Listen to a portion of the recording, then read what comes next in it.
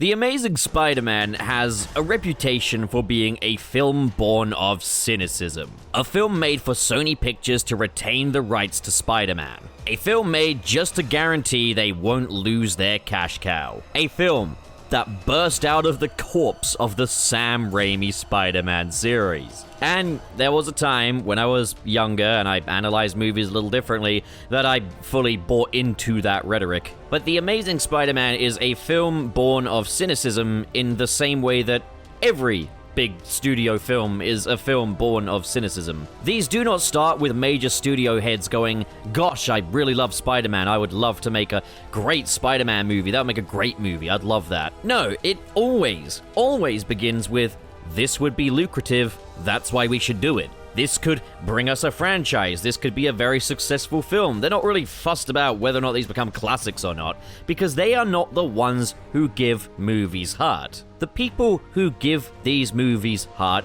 are people like the writers, the directors, the actors, the people tasked with actually making the film, and once again, The Amazing Spider-Man is no exception. Yes, this film may have only entered production because Sony wanted to retain the rights to their big cash cow, but it's still a film that is made by people who really cared, which is why I quickly want to throw the whole The Amazing Spider-Man was a cynical movie that was just made to retain the rights to Spider-Man. I want to throw that entire rhetoric out the window before I start this retrospective. It's something I kind of led with in previous videos about this, and well, I've moved on from that. Taste change, I changed, that's just how it is. So all the while Spider-Man 4 was in production, there was a kind of backup plan going behind the scenes for a rebooted Spider-Man. Spider-Man 4 was facing some production difficulties. Sam Raimi was not happy with the scripts he was receiving. He wanted to delay the film quite a bit. But there was an understanding that the show must go on, and they kind of wanted to get a Spider-Man movie out sooner rather than later. So, like, The Amazing Spider-Man had to be released at the time that it did, because, again, the rights to Spider-Man would revert to Marvel Studios, which is what a lot of the fans would want, but you gotta see it from Sony's perspective. They do hold the rights to the Spider-Man films. Why would they want to just let them revert? There's lots of money to be made through Spider-Man movies. So eventually, Sam Raimi came to Sony and basically said, okay, you guys move forward with your reboot. I'm out, effectively. And thus the announcement was made. We'd be getting a brand new Spider-Man. This sent some pretty major shockwaves through the pop culture world because the Spider-Man film series was a big deal. These were some of the most financially successful movies of their type. Even if Spider-Man 3 didn't have the reputation the other two did, these were still beloved films. But Sony would be moving in a new direction with a newly rebooted Spider-Man that would take inspiration from Christopher Nolan's The Dark Knight. A more grounded, realistic, darker Spider-Man. And I think in the discussion of like Raimi's Spider-Man 4 and The Amazing Spider-Man, you kind of have to factor in that, yes, Christopher Nolan did change the game when it came to comic book movies twice. Batman Begins aimed itself at a much more mature audience than a typical comic book movie would, and explored much more of the how and why when it came to Batman. It didn't do the whole movie magic or suspension of disbelief thing anywhere near as much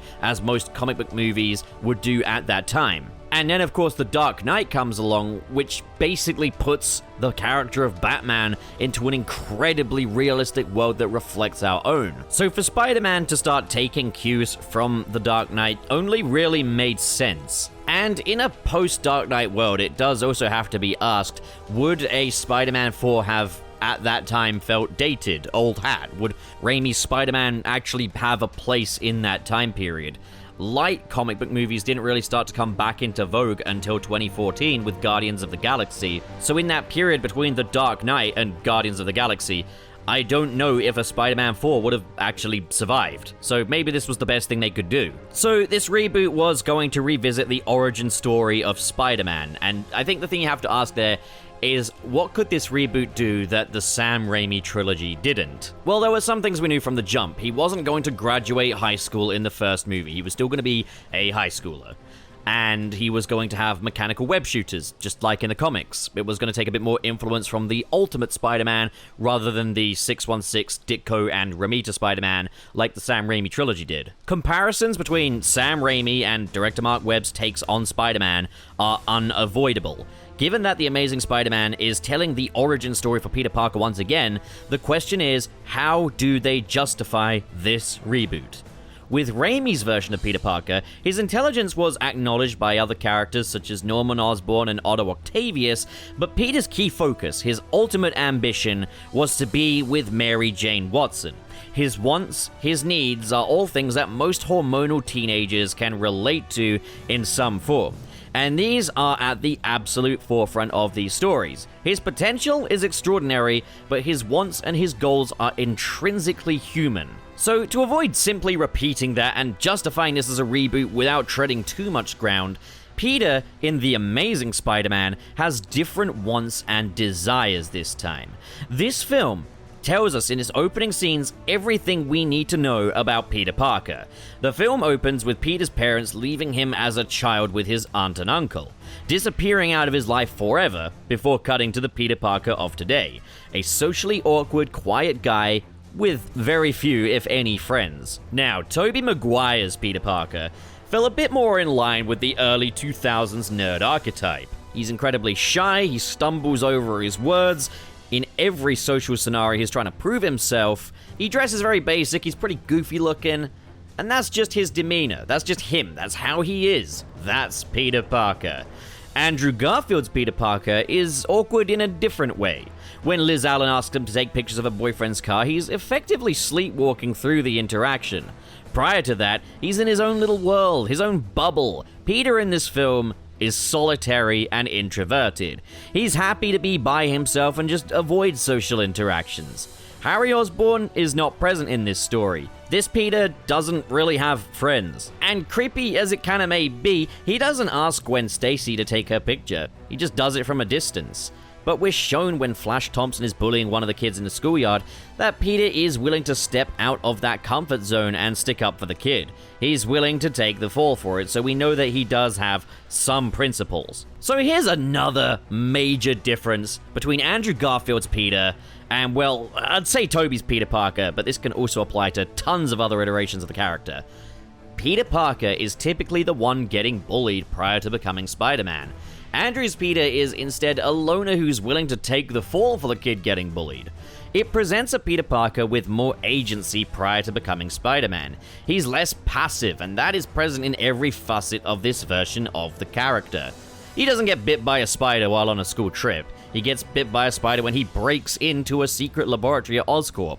Why? Because he needs to know what his scientist parents were up to. Peter has a scientific mind just like his father, and he wants to apply that scientific mind to uncovering the secrets of Richard Parker.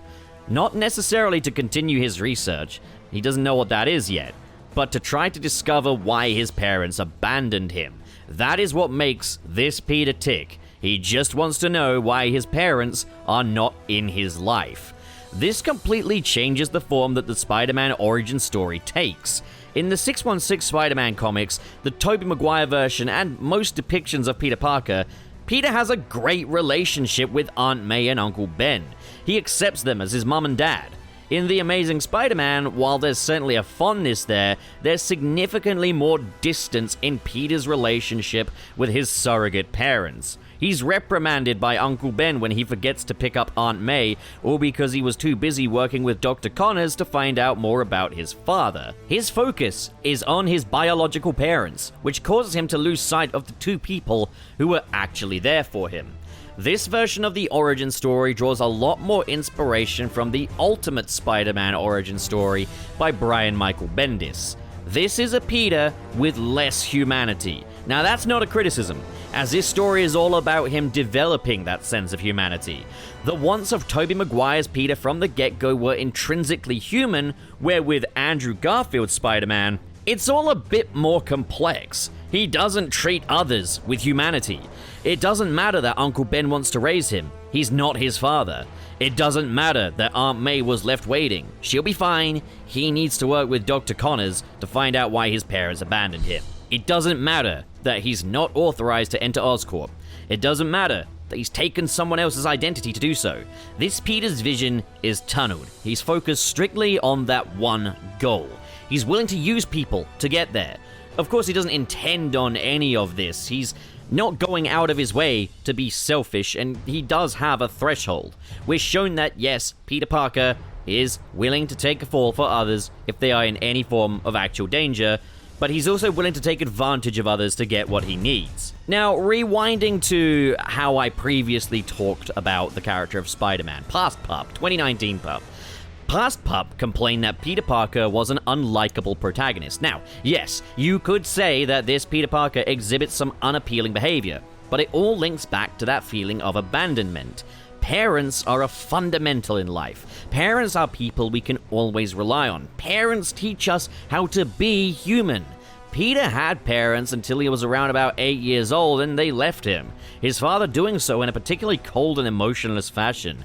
Peter doesn't recognize Uncle Ben and Aunt May as his parents because his entire idea of what a parent is has been completely thrown sideways by Richard and Mary leaving him. These are the roots of his character.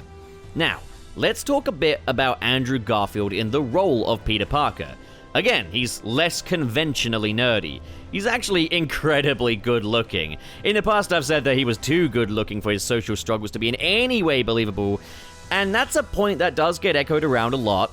But one thing I've learned in life is that if you're a solitary person, if you're troubled in the way that this version of Peter Parker is, if you're just a bit awkward, looking good doesn't change that. Good-looking people don't look in the mirror and say, "Gosh, I'm good-looking, guess I'll go excel today." That's just not how it works. Andrew Garfield absolutely sells the distance between this young man and his understanding of humanity or lack thereof.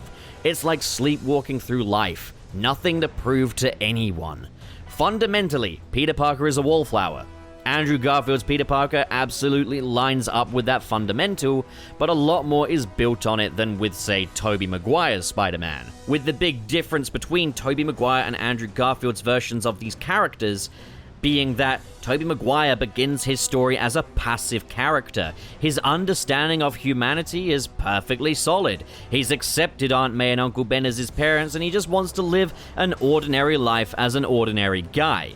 In the Raimi trilogy as well, we're never told anything about Peter Parker's biological parents. It's not relevant to that story, but it's also never stated that they abandoned him or left him. Peter may have no memory of them, or maybe he's at peace with their deaths, I guess. It doesn't really matter, and that allows Peter to be more cool-headed, the passive, mild-mannered dork that he is. It's a testament to how well constructed these two depictions of these characters are. Tobey's Peter is certainly more approachable from the jump. Sure, he's a bullied geek, but he doesn't come with baggage from the get-go. You see him develop that baggage over time, where Andrew Garfield's Peter needs much more time to be established and explored. He's got emotional barriers.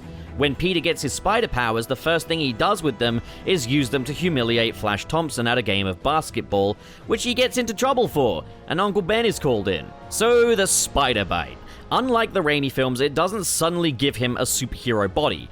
Andrew Garfield's Peter Parker is already athletic. He enjoys skateboarding. After the bite, after the incident with Flash, we're shown him blowing off steam at a skate park, swinging from chain to chain. All things that would inspire how he'd use his newfound strength and agility. You kinda gotta think, why would Spider-Man think to swing from webs just because he could spin them? There's a lot less reliance on movie magic and suspension of disbelief this time, as the Amazing Spider-Man meticulously constructs a new Spider-Man. And the first step to breaking down the aforementioned barriers that this Peter Parker has, that first step to maturity, is Gwen Stacy. Gwen works at Oscorp and serves as a tour guide. A tour guide that Peter takes advantage of when breaking into the Spider Lab to uncover the truth about his parents. There is, however, some chemistry between the two, and the two eventually start dating. Gwen is intelligent like Peter, she finds his awkwardness to be charming, and for Peter, she's smart, she's pretty, so why not just kinda run with it? There's a good sense of contrast between the two as well. Peter is solitary, yet Gwen regularly reaches out to speak to Peter. She's the one person in the school that isn't an absolute clown as far as he's concerned. So, after being reprimanded by Uncle Ben for neglecting Aunt May, Peter storms off to a convenience store to pick up some chalky milk, as I suppose you would when you're having a bad day. I mean, I'd do that. He gets into a little spat with the store clerk when he's just a few pennies short for his chalky milk.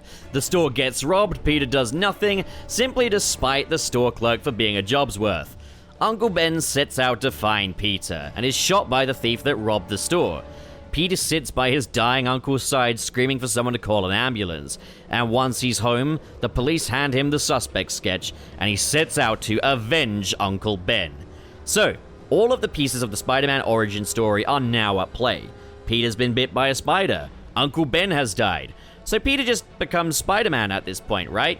Well, not quite yet. He gets the Spider-Man costume, but he's still this version of Peter Parker. He's a man laser-focused on his goals, motivated by the emotions he feels. Uncle Ben's killer is going to pay. And so Peter sets out to find Uncle Ben's killer, disrupting various criminals and letting them go if they don't have the killer's identifiable star tattoo. Peter isn't interested in fighting crime, he just wants to take down Uncle Ben's killer. While chasing down some suspects, Peter falls and lands in a shut-down wrestling ring. The criminals yell that they know what he looks like. Peter sees a luchador mask painted on the wall of the ring and discovers that he needs a disguise if he's going to become a vigilante. Once again, justifying things that were otherwise left down to suspension of disbelief. And so the suit is crafted, along with his web shooters, which we see him craft this time. And while, okay, it's still very much an expensive movie magic Spider-Man costume, I guess it's just a bit more believable that Peter could have made it than, say, the Raimi suit. There's still suspension of disbelief at play here, though, because it's a screen-printed rubbery thing, and there's no saying that this science whiz here is going to be great at textiles. We just kind of accept that. Fine. Typically, the finished Spider-Man suit signifies when Peter's journey to becoming Spider-Man is complete, but in this case, it doesn't. He's still exclusively on the hunt for Uncle Ben's killer. He's Spider-Man when he damn well says he's Spider-Man. So Gwen invites Peter to meet her parents, her father being Police Captain George Stacy, who is highly critical of this new masked vigilante in town. Spider-Man and Captain Stacy debate this, with Peter making excuses saying he's doing good, while Captain Stacy views him more as just a vigilante serving his own wants. Captain Stacy is pretty correct at this point. So the dinner with Gwen's parents goes down like a cup of cold sick. Peter apologizes for being disrespectful towards Captain Stacy, and out on the balcony he reveals to Gwen that he has powers, as a means of explaining his behavior. Once again, the love interest here isn't Peter's entire goal, so this film is able to work through things like Peter getting together with Gwen and revealing his powers much faster than the Raimi trilogy, which took up until the end of the second film to do this. He notices a disturbance from the balcony, and he suits up. He gives chase to find a giant lizard chucking cars off the Williamsburg Bridge. Now, remember earlier, Peter did help the kid who was being bullied. If there's any actual immediate possibility of harm coming to innocents, he'll act, and so he does, catching the cars with his webs. The lizard runs off while a horrified father cries out to Spider-Man that his child is trapped in one of the dangling cars. And so Peter goes to rescue the child. He calms the child by removing his mask, proving that he's just an ordinary man, and giving it to the child, telling him it'll make him strong, while he helps the child to escape. After reuniting the child with his father, the father asks, "Who are you?" To which Peter responds, "I'm Spider-Man." Guys, now he's Spider-Man. At this point, it's all come together, and Peter's focus has shifted. In front of him, he witnesses the love between a father and his child. A father and child that he reunited. At this point, he understands what Uncle Ben was trying to teach him. He recognizes that he needs to take on board what Captain Stacy said. He needs to protect the people of this city, people like Gwen.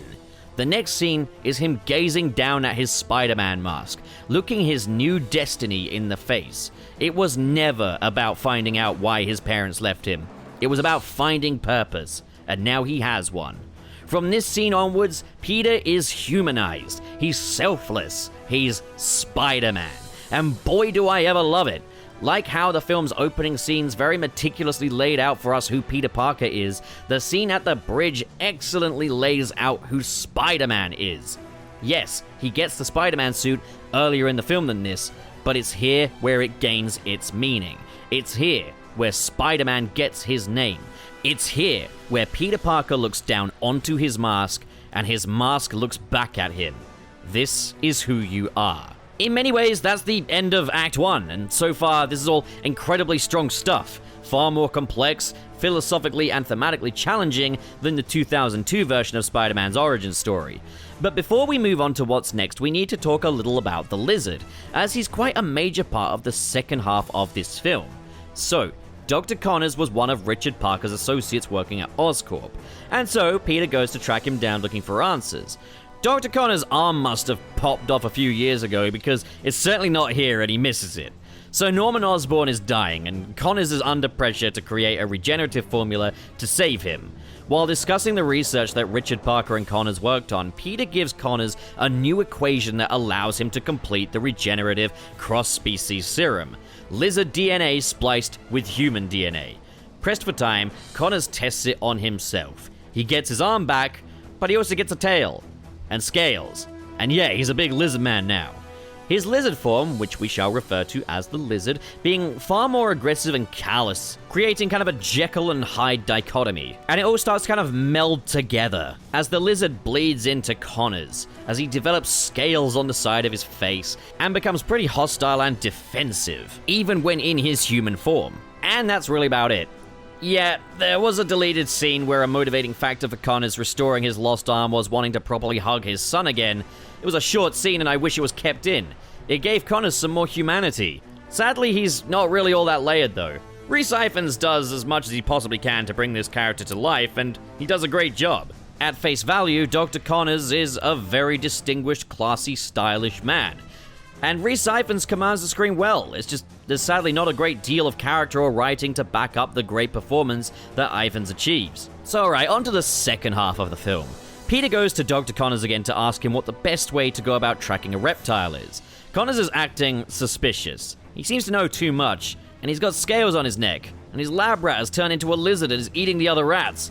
Okay, it's really obvious, perhaps too obvious, but I really like the lizard rat. Feels very Raimi. It's still a strong scene though, like predator and prey staring each other down, hiding their true colors from each other. Connors believing everything he's doing is the right thing, aggrandizing the lizard as a beautiful creature, justifying the hostility as aggressive when threatened, almost like when Peter was justifying his vigilantism to Captain Stacy. And there is a parallel here. The lizard has a goal. He wants others like himself to possess his regenerative abilities. And if they turn into hostile killer lizards, so be it. It's the right thing to do. It doesn't matter who gets hurt. He's laser focused on his goal. Obsessed even. And he's lost his humanity. So Peter goes to Captain Stacy to report Connors as a suspect, believing him to be the lizard. Captain Stacy dismisses it as superstition and asks Peter to leave. After Peter leaves, against his better judgment, Captain Stacy decides to open a case. Peter, believing the NYPD to be inactive, decides to track the lizard himself, heading into the sewers with his camera to follow lizard activity. You've got a really cool scene of Peter constructing a web for him to perch on while he tracks the activity in the sewers. It's a great concept. We've not really had a scene like this in a Spider-Man movie before, and there's something very beauteous about seeing Spider-Man actually crafting a giant web strand by strand.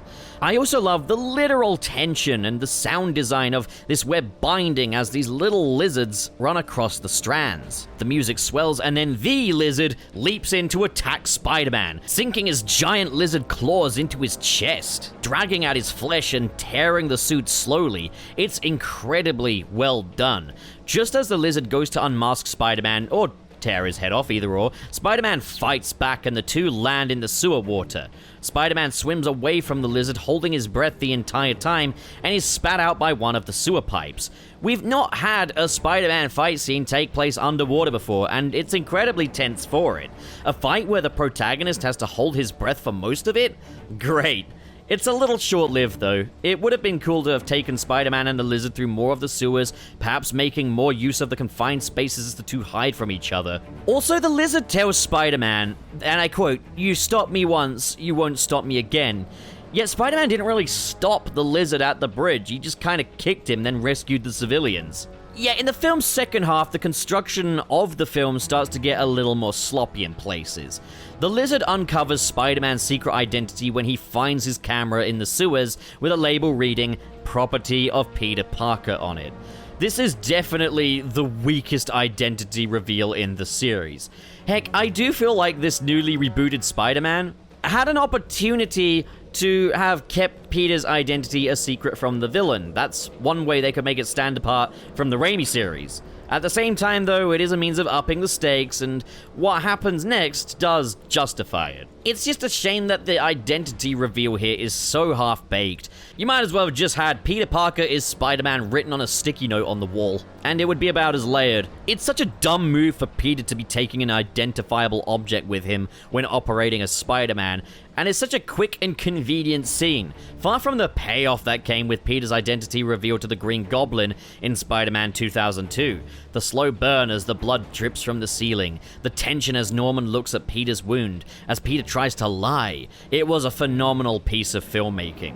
This here just isn't layered. Now at this point, Peter and Gwen are truly ride or dies. Gwen is someone that Peter can confide in, he can report back to, he can tell her what he's thinking, what he's feeling, what he's going through. And it's here where he takes full responsibility for the Lizard, and promises to set out to fix everything.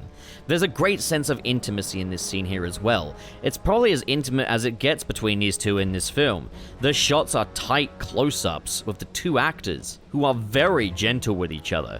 Gwen is Peter's refuge. One sure thing in a life full of uncertainty, the one person he can truly trust, and they swing off into the night together to escape their woes. So the Lizard sets out to take down Peter Parker, so nothing may stand in the way of his grand plan. Once again, we're slipping back into Raimi territory as the Lizard's inner voice loudly proclaims that Peter Parker will not stand in his way. It's hammy, it's scenery chomping, and it's nice to see that we haven't completely lost touch with the goofiest sides to Spider-Man stories, even if it does feel a little out of place in this film's overall tone.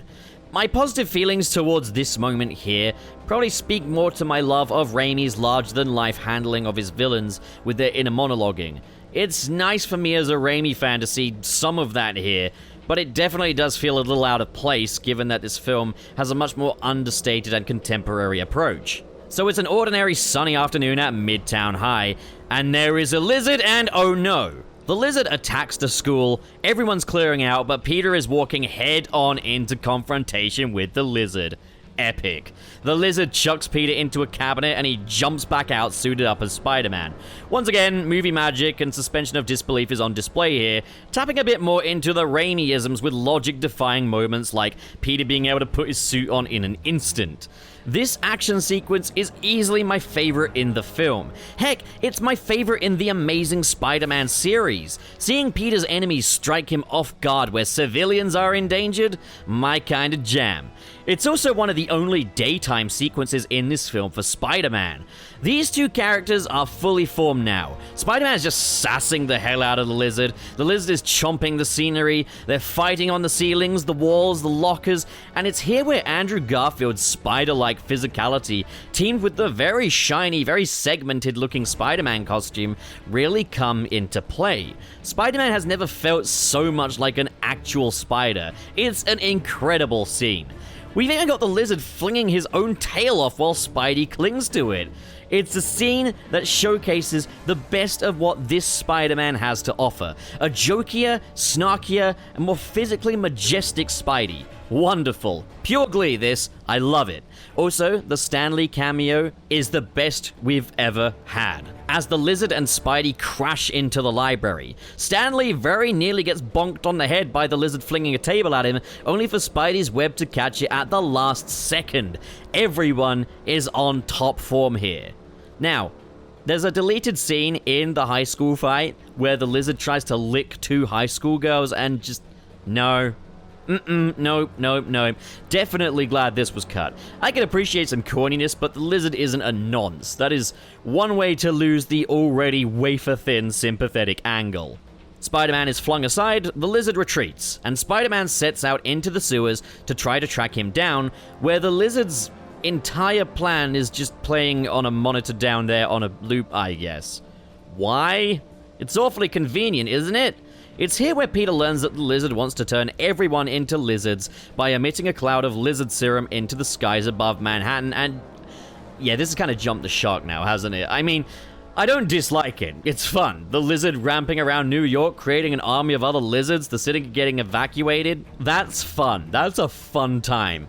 But we've definitely lost sight of the more understated, grounded vibe that the Amazing Spider-Man was previously going for. Now, in the place of this, there was actually a deleted scene. Connor's plans weren't just playing on a screen originally. Connor's was there. Peter found him in the sewers and the two have a verbal confrontation. The sympathetic angle is better played here, as Connors confesses how he tried to fix himself, how it was impossible. He asks Peter if, now that he has his powers, if he could ever just give them up and go back to the way he was before. It's a bit philosophical, and I like that. We can also just much better relate to the lizard in this scene. Then, Oscorp scientist and the man who pressured Connors into becoming the lizard, Dr. Ratha, enters the scene, shooting at the lizard and sedating Spider-Man. Dr. Ratha explains to Peter that he's part of a larger picture that encompasses Richard Parker's research as well, hinting that Peter Parker becoming Spider-Man might not have been an accident. Before he's killed by the lizard with a POV shot of the lizard eating his face. Once again, this feels pretty Raimi. Reminds me a lot of the Venom reveal scene. Now, I'm in two minds about this. On one hand, the character development with Peter and the lizard here is excellent. It goes a long way to making the lizard a much better character. The stuff with Dr. Ratha, though, unfortunately, comes across as very sequel-baity, teasing a greater mystery at play. And yes, Peter Parker becoming Spider-Man might not have been an accident, which I've never been fond of. See, Peter going out of his way to break into Oscorp and getting bitten by spiders while he's in there is something I can roll with, even though I do prefer when it's a 100% by chance accident, you know, what are the odds? But I've never been fond of this idea that Peter Parker becoming Spider-Man is part of a greater picture, that his father made the spiders or whatever. Anyone could be Spider-Man put in that situation. Peter's just an ordinary guy, and I think this veers dangerously close to losing sight of that. I think the best way to implement all of this would be to have the first half of this deleted scene reinstated up to just before Dr. Ratha shows up, then have the lizard rush past Spider-Man and Spider-Man loses him. But alas, his plan plays on a monitor. That's that. So the lizard sets out into the streets of NYC, unleashing his biological agent, transforming people into lizards, which sounds much more exciting than it is. The idea of the NYPD and Spidey wrangling a load of lizard people all at once would be sweet, but we don't get that here. The focus is more on the evacuation of the city, and Spider-Man is operating in the skies, which is still cool, but I do lament that we couldn't get a little bit of my idea. The lizard intends to finish the job transforming everyone in the city into lizards using the Genali device atop the Oscorp tower. So back at Oscorp, Gwen is cooking up an antidote to be launched into the skies using Oscorp's Genali device that will restore everyone in New York back to humans against Peter's wishes for her to just evacuate. Captain Stacy and the NYPD are chasing down Spider-Man. Typical cops chasing down the wrong guy. Spider-Man is captured by Captain Stacy, and realizing there's nowhere left to go, he reluctantly reveals his face to Captain Stacy, and just Andrew Garfield's facial performance here, top tier. You can really see the sheer difficulty of this decision all there in his eyes, and the score by James Horner swells. It's truly a dramatic moment. Peter convinces Captain Stacy to work with him as the two head to Oscorp, but not without one trigger-happy cop shooting Spider-Man in the leg. Typical cops shooting at people when they're not supposed to. The stakes rise as the lizard climbs Oscorp Tower, putting Gwen in immediate danger as she hides from him, fending herself off with a Bunsen burner. But fortunately for her, Lizard isn't interested. Just the Genali device. He takes that and he goes. Laser focus and obsession are finally starting to show their benefits, I guess. Wounded by the bullet, Spider-Man limps his way to Oscorp, but like previous Spider-Man films, New York plays a role in helping Spider-Man to save the day. The father who Spider-Man reunited with his kid at the bridge is a crane operator, and he and his co-workers line the cranes up, making a clear path for Spidey to swing through. An NYPD helicopter lights the path ahead. It's a great scene that just allows itself to revel in the spectacle of Spider-Man swinging. New York City has accepted Spider-Man as their savior and are actively helping him along. The web swinging feels far more weighted and physics-based than ever before, and James Horner is going absolutely insane in the music department. This sequence is pure magic, barely a word of dialogue, purely visceral and mesmerizing. Gwen Stacy gets out of Oscorp and hands Captain Stacy the antidote while Lizard loads his formula into the Ganali device. It's time for the final battle, as Spider-Man and the Lizard battle it out atop the Oscorp building. I love this shot right here where the Lizard loads the formula and you can see Spider-Man climbing the spire behind him. Pure comic booky stuff right there, feels straight out of Ditko. Now, as far as final battles in Spider-Man movies go, this is definitely one of the weaker ones in my opinion. However, it's not bad. The Oscorp Tower has a unique design with hexagonal architecture covering the sides of it. And they don't use that in the fight, come on! That's so unique, you can use that. They do at least to a small extent utilize the verticality of this tower as Spidey is flung off of the sides, as well as having Spidey and the Lizard fall into one of the searchlights. We've also got the Lizard throwing liquid nitrogen containers at Peter. There's stuff here, I just feel like we could have gotten a little more out of the unique design of this building for this finale. Instead, most of the fight is spent on the roof. The scene does make decent use of this being the first Spider-Man film to have Peter with web shooters, and the Lizard destroys them. Captain Stacy joins in the fight, Spider-Man spraying liquid nitrogen at the Lizard while Captain Stacy shoots off parts of his body was a particularly gnarly moment. Captain Stacy gives Peter the antidote to load up into the Ganali device while he continues shooting at the Lizard. But all too soon, the Lizard's claws grow back and he impales Captain Stacy, delivering a fatal blow. The Lizard makes one final, last-ditch effort at stopping Peter, but it's too late. The antidote is loaded and dispersed into the skies of New York City. The Lizard begins transforming back into Dr. Connors as the spire falls. Peter is falling off the edge of the Oscorp Tower with no webs to swing from, and is saved by Dr. Connors, who screams in agony as he reverts back to his true self. And Rhys Ifans really sells the pain he's in here. Peter runs to Captain Stacy's aid, but it's too late. He's not going to make it. His final wish is that Peter promised him to leave Gwen out of it. Now, I'm going to be completely fair here. There's a number of ways this request can be interpreted. He could have just meant keep Spider-Man as far from Gwen as possible, but Peter Parker can remain in her life. But Peter decides to honor his wish. Now, we follow this with a nice moment really cementing Peter's arc as he becomes a better, more reliable person. Throughout the film, Aunt May's asked him to pick up eggs, and he hasn't done it. After the final battle, he returns home wounded, embracing Aunt May, and reveals that yes, he did indeed get the eggs. It's a nice little touch, a nice way of conveying Peter taking a bit more control and acknowledging Aunt May, who he's kind of pushed to the background of his life up until this moment. So Peter no longer speaks to Gwen. He observes Captain Stacy's funeral perched on the roof from a distance, but he's not present.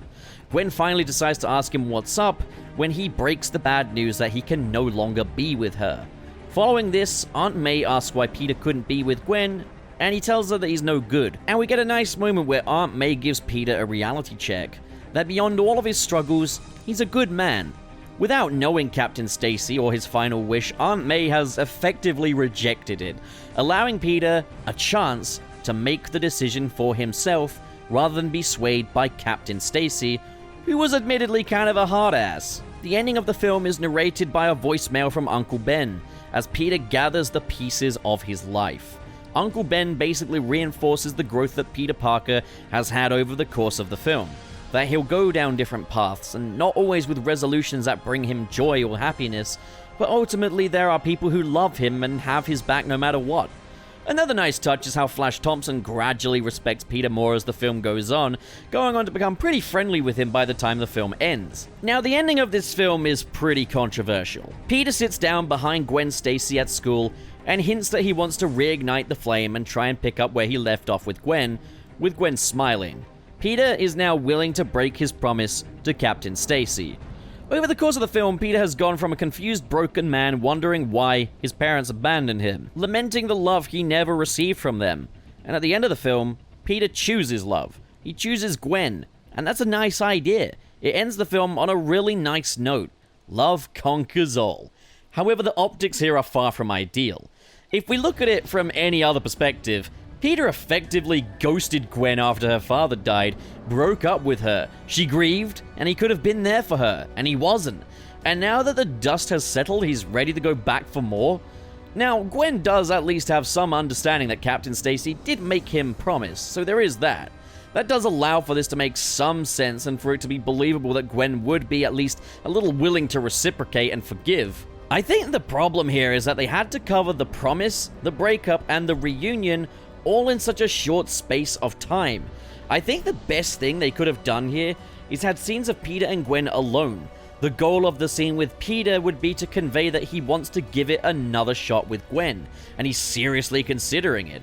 And then you cut to Gwen with a scene proving that she still holds a great deal of fondness and affection for Peter, and that she would take him back given the chance. Then we go to our final swing with that same sense of hope, but without the weird timing and weird optics, allowing the next movie to reunite the two, possibly after a time skip. Having Peter swing into the night with a heavy heart, but the possibility of rekindling things would be such a quintessentially Spider-Man way to end the film. But instead, now we're kind of opening the book much earlier than that. And narratively, it works. Optically, it's just a bit weird. Also, the final swing is absolutely sick. So that is The Amazing Spider-Man. It's a reboot that had a lot to prove, especially when stacked up against the brilliance that was the Sam Raimi trilogy. It was always going to be a hard sell because of that. But with that said, I think The Amazing Spider-Man not only sticks the landing, but does so with flying colors. The Amazing Spider-Man demonstrates an understanding of what made the Sam Raimi Spider-Man movies special while moving in different directions. It's the same foundations, but what's built upon it in The Amazing Spider-Man is vastly different. The way these films approach the character of Peter Parker, the way they approach his upbringing, how they handle relationships. The Amazing Spider-Man is all about the growth of Peter Parker as a person, gaining humanity, improving, being more present, learning to be kind. Andrew Garfield is wonderful in the role of Peter Parker, but for me, where he absolutely shines the most is when he's suited up as Spider-Man. His physique, body language, and movements lend wonderfully to this new Spider-Man, who moves around more like an actual spider with his lanky limbs and shiny suit. He comes across as lighter on his feet. He's more artistic with how he uses his webs in battle when compared to, say, Tobey Maguire, who had more the physique of a strong man, used a lot of punches in battle, and wears a suit that is just the definition of movie magic. The suit in The Amazing Spider-Man works for what it sets out to achieve. It's a more sporty, segmented, and practical design for Spidey. However, there's a reason why most of the time you see it, it's at night. The suit only looks good under dynamic lighting, but when it's lit right, it can look really pretty. But one thing that also cements Andrew Garfield as Spider-Man is that he comes with the sass that the character is known for. Tobey Maguire had it too, but just to a lesser extent, and the delivery wasn't quite as good as what Andrew Garfield does here. Visually as well, the lizard looks great. He's a bit less dinosaurian than I think most people would expect, with his more humanoid features ultimately taking precedence. His design harkens a little bit more to how Ditko drew the lizard. No snoot or massive fangs, he still looks very intimidating, and having him rock up in a tattered lab coat before the climax was a really nice homage to the lizard's classic design. The cinematography by DOP John Schwartzman is full of unique choices. The film has quite an earthy, almost aged look to it. There's a warm, intimate look to the Parker household, and Dr. Connor's laboratory feels very lived in. New York City doesn't feel overly glamorous either, it feels more like it does in reality. It's a very immersive looking film, and the special effects are absolutely top-notch, with the lizard, an all-CGI character, still holding up wonderfully 10 years later. Marc Webb is known for his rom-coms, character pieces, and music videos, and that's all on display here. You can tell he brings that pedigree, but he also handles the action pretty strongly too. I don't think he makes as good use of space as Raimi did, and again, I do think there's a fair bit more potential that could be wrung out of the action sequence concepts. I would have loved to have spent more time with Spider-Man and the Lizard in the sewers. Maybe see Spider-Man and Lizard battling their way through not just the science labs, classrooms, and library in the school fight, maybe throw the gym in there too, the lunch areas. There are tons of New Yorker archetypes that I would have loved to have seen turn into lizards during the final act. Imagine lizard halal food vendors, lizard crane operators, lizard tourists. It could have been fun to see Spider-Man and the NYPD fighting off hordes of them. There's potential there, and seeing that realized isn't something I take for granted, but it's hard not to think about when Sam Raimi was all about wringing as much potential from action sequences as possible. I never once looked at, say, the train or bank fight from Spider-Man 2 and thought, yeah, there's more they could have done with that. Marc Webb is by no means a worse director in any way, but Raimi absolutely wins it on the action front for me. Also, with how meticulously the Amazing Spider-Man constructs a new Peter Parker, a new world for him to live in, and a new landscape of lives, it does make it all the more jarring when things do get sloppy. Peter going to a multi-billion-dollar tech corporation just busting in by picking a random name badge out of a bowl with no need for identification or any kind of verification process? The horribly on-the-nose, "Are you having trouble finding yourself?" line from the desk lady? The sloppy fashion in which the Lizard discovers Peter's identity. How the Lizard just has his evil plan playing on auto-repeat in his sewer lair. These things are pretty difficult to ignore, and unfortunately the Lizard just doesn't feel like a fully fleshed out villain. Deleted scenes showcase the potential of the character, but I can't really include this in a review of the film if it's not actually in the film. The only thing I'm glad they cut was Dr. Rather telling Peter he's part of some greater picture involving his parents.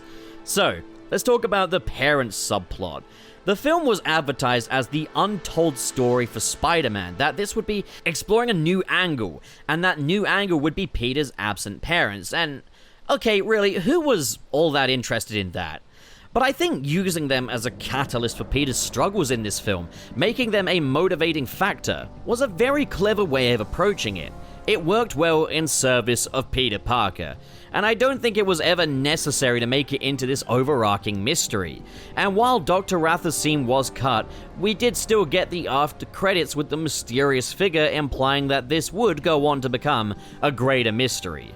I think something The Amazing Spider-Man did really well was that it didn't give Peter what he wanted. He wanted to find out what happened with his parents. He wanted to take down Uncle Ben's killer. He didn't get that. Instead, he got a sense of purpose and an important lesson from Uncle Ben. Peter is a restless man living an inconvenient life, and I think that gels really well with this. We've also got to talk about the score by the late James Horner. He takes an incredibly different approach to Danny Elfman, but has crafted a really nice theme for Spider-Man, and I loved his take on the responsibility theme here as well. There are some really unique choices on display, and I love the theme that he gave to both Peter and Gwen. It's not as larger than life as Elfman's score, it's far more intimate, and I think that fits this version of Spider-Man wonderfully. On a whole, The Amazing Spider-Man is not as approachable as Raimi's trilogy, which openly embraced suspension of disbelief and movie magic while giving us grounded character dynamics and relationships. But there is a great deal of artistry in how The Amazing Spider-Man weaves the character of Peter Parker with the themes of the film, with different characters and elements that motivate and influence him. There's a lot more moving parts to The Amazing Spider-Man, and for the most part it absolutely succeeds. As I say, not as approachable, but if you really engage with it and are willing to meet it on its terms, you are absolutely rewarded for it. Sam Raimi's Spider-Man movies are classics, but I think the fact that there's even debate as to whether or not this lives up to it or even surpasses it shows that The Amazing Spider-Man is something special. For me, I'm firmly in the Raimi camp. I think those movies had a much clearer idea of what they wanted to achieve, are more approachable, and it's like, I guess apples and oranges. I love the Raimi trilogy as much as I do because I love the decisions that Sam Raimi makes with the character. I love his style, his signature. The Amazing Spider-Man just doesn't click with me the same way Raimi's movies do, but at the same time it doesn't have to. It's for a different audience, and there's plenty of people who find this to be their favorite. And being completely honest, I don't think a Spider-Man 4 would have survived in a post-Dark Knight world, and this was a far more trendy Spider-Man that would meet more contemporary tastes, and I fully respect it for that. But also, the love that is on display for this character and his legacy. Maybe it's taste changing, maybe it's MCU fatigue, but the last time I watched this movie, going in with the purpose of analyzing each and every detail, it just hit differently. Maybe it's the fact that I guess I relate to this Peter Parker quite a bit more now than I did back then. I'm a more mature person, able to recognize that there are many times when my own actions and attitude have been clouded by the same tunnel vision, the same laser focus that Peter Parker starts this film with. That I have learned lessons along the way, that different people have taught me different lessons and inspired me, and one of those people is my good friend JP. See, I've mentioned throughout this video that I previously dogged on this film Something Fierce. As I'd watch it, I'd actively seek out reasons to feel glad that the Amazing Spider-Man series had ended. That nothing of value was lost when it would eventually get rebooted once again. And my approach to Spider-Man film retrospectives was all about pushing that agenda, that the current movies we have now are the best possible outcome, and that the Amazing Spider-Man series never held any potential. JP here contacted me. We became friends, and it's safe to say he inspired me. With how fair he is towards all the Spider-Men, his love for the character, his love for the art that comes with bringing the character to life. Like Peter Parker with Captain Stacy, I took what he said on board, and I hope this video will be my, metaphorically speaking, Williamsburg Bridge moment as a content creator. JP is in a massive sense the man to thank for the improvements I've made to how I approach movies. I mean, okay, combine that with going to university, studying film, and improving my film analysis because of that. Still, university didn't teach me how to identify a bad faith criticism. JP was a major contributor in that, so I think it's only right that we hear a few words from JP. Take it away, bud. Hey guys, JP here. I would like to, first of all, thank Pup for allowing me to be a part of his video, as you know, I'm one of the reasons for why he enjoys The Amazing Spider-Man 1. And, you know, I just want to explain some of the stuff of how Pup and I met and why a movie means a lot to me, why I think it's good, but I'm going to go step by step. So the reason why I think it's a very good movie is because I really enjoy the characters of Peter, Gwen, Captain Stacy, and main Uncle Ben, and even the Lizard. I've always stood by, I'm a person who cares more about characters and story, where what I mean by that is I'd rather have a movie that has really great characters and either an okay or bad plot, because I will remember the characters more, versus a good story but bland characters. And I know it makes a lot of people point out the plot hole and inconsistencies or whatever, but for me, that doesn't bother me because I really enjoyed the cast of characters. I really do find this Peter very relatable, very introverted, yes, but still very strong-willed, like, you know, with the other versions of Spider-Man. How he's very flirtatious with Gwen, but you still see that nerdiness of him. How he's a realistic portrayal of a nerd, how he's not the quote-unquote kid who gets bullied all the time. He's just a person who's quiet, keeps to himself, doesn't try to stand out too much. And I do appreciate that. I love Gwen as a character. You know, I love the fact that she is very, but she's very not only intelligent, but also the fact that she does also want to help Peter out, even though she does not have powers. And I do like the fact that she has two people now in her life that risk their own lives to help other people. And I do like how we do see that affect her, and how she herself is a very entertaining character to even follow. Like if they like whenever a scene is with only Gwen Stacy, I'm still engaged because I really like her character.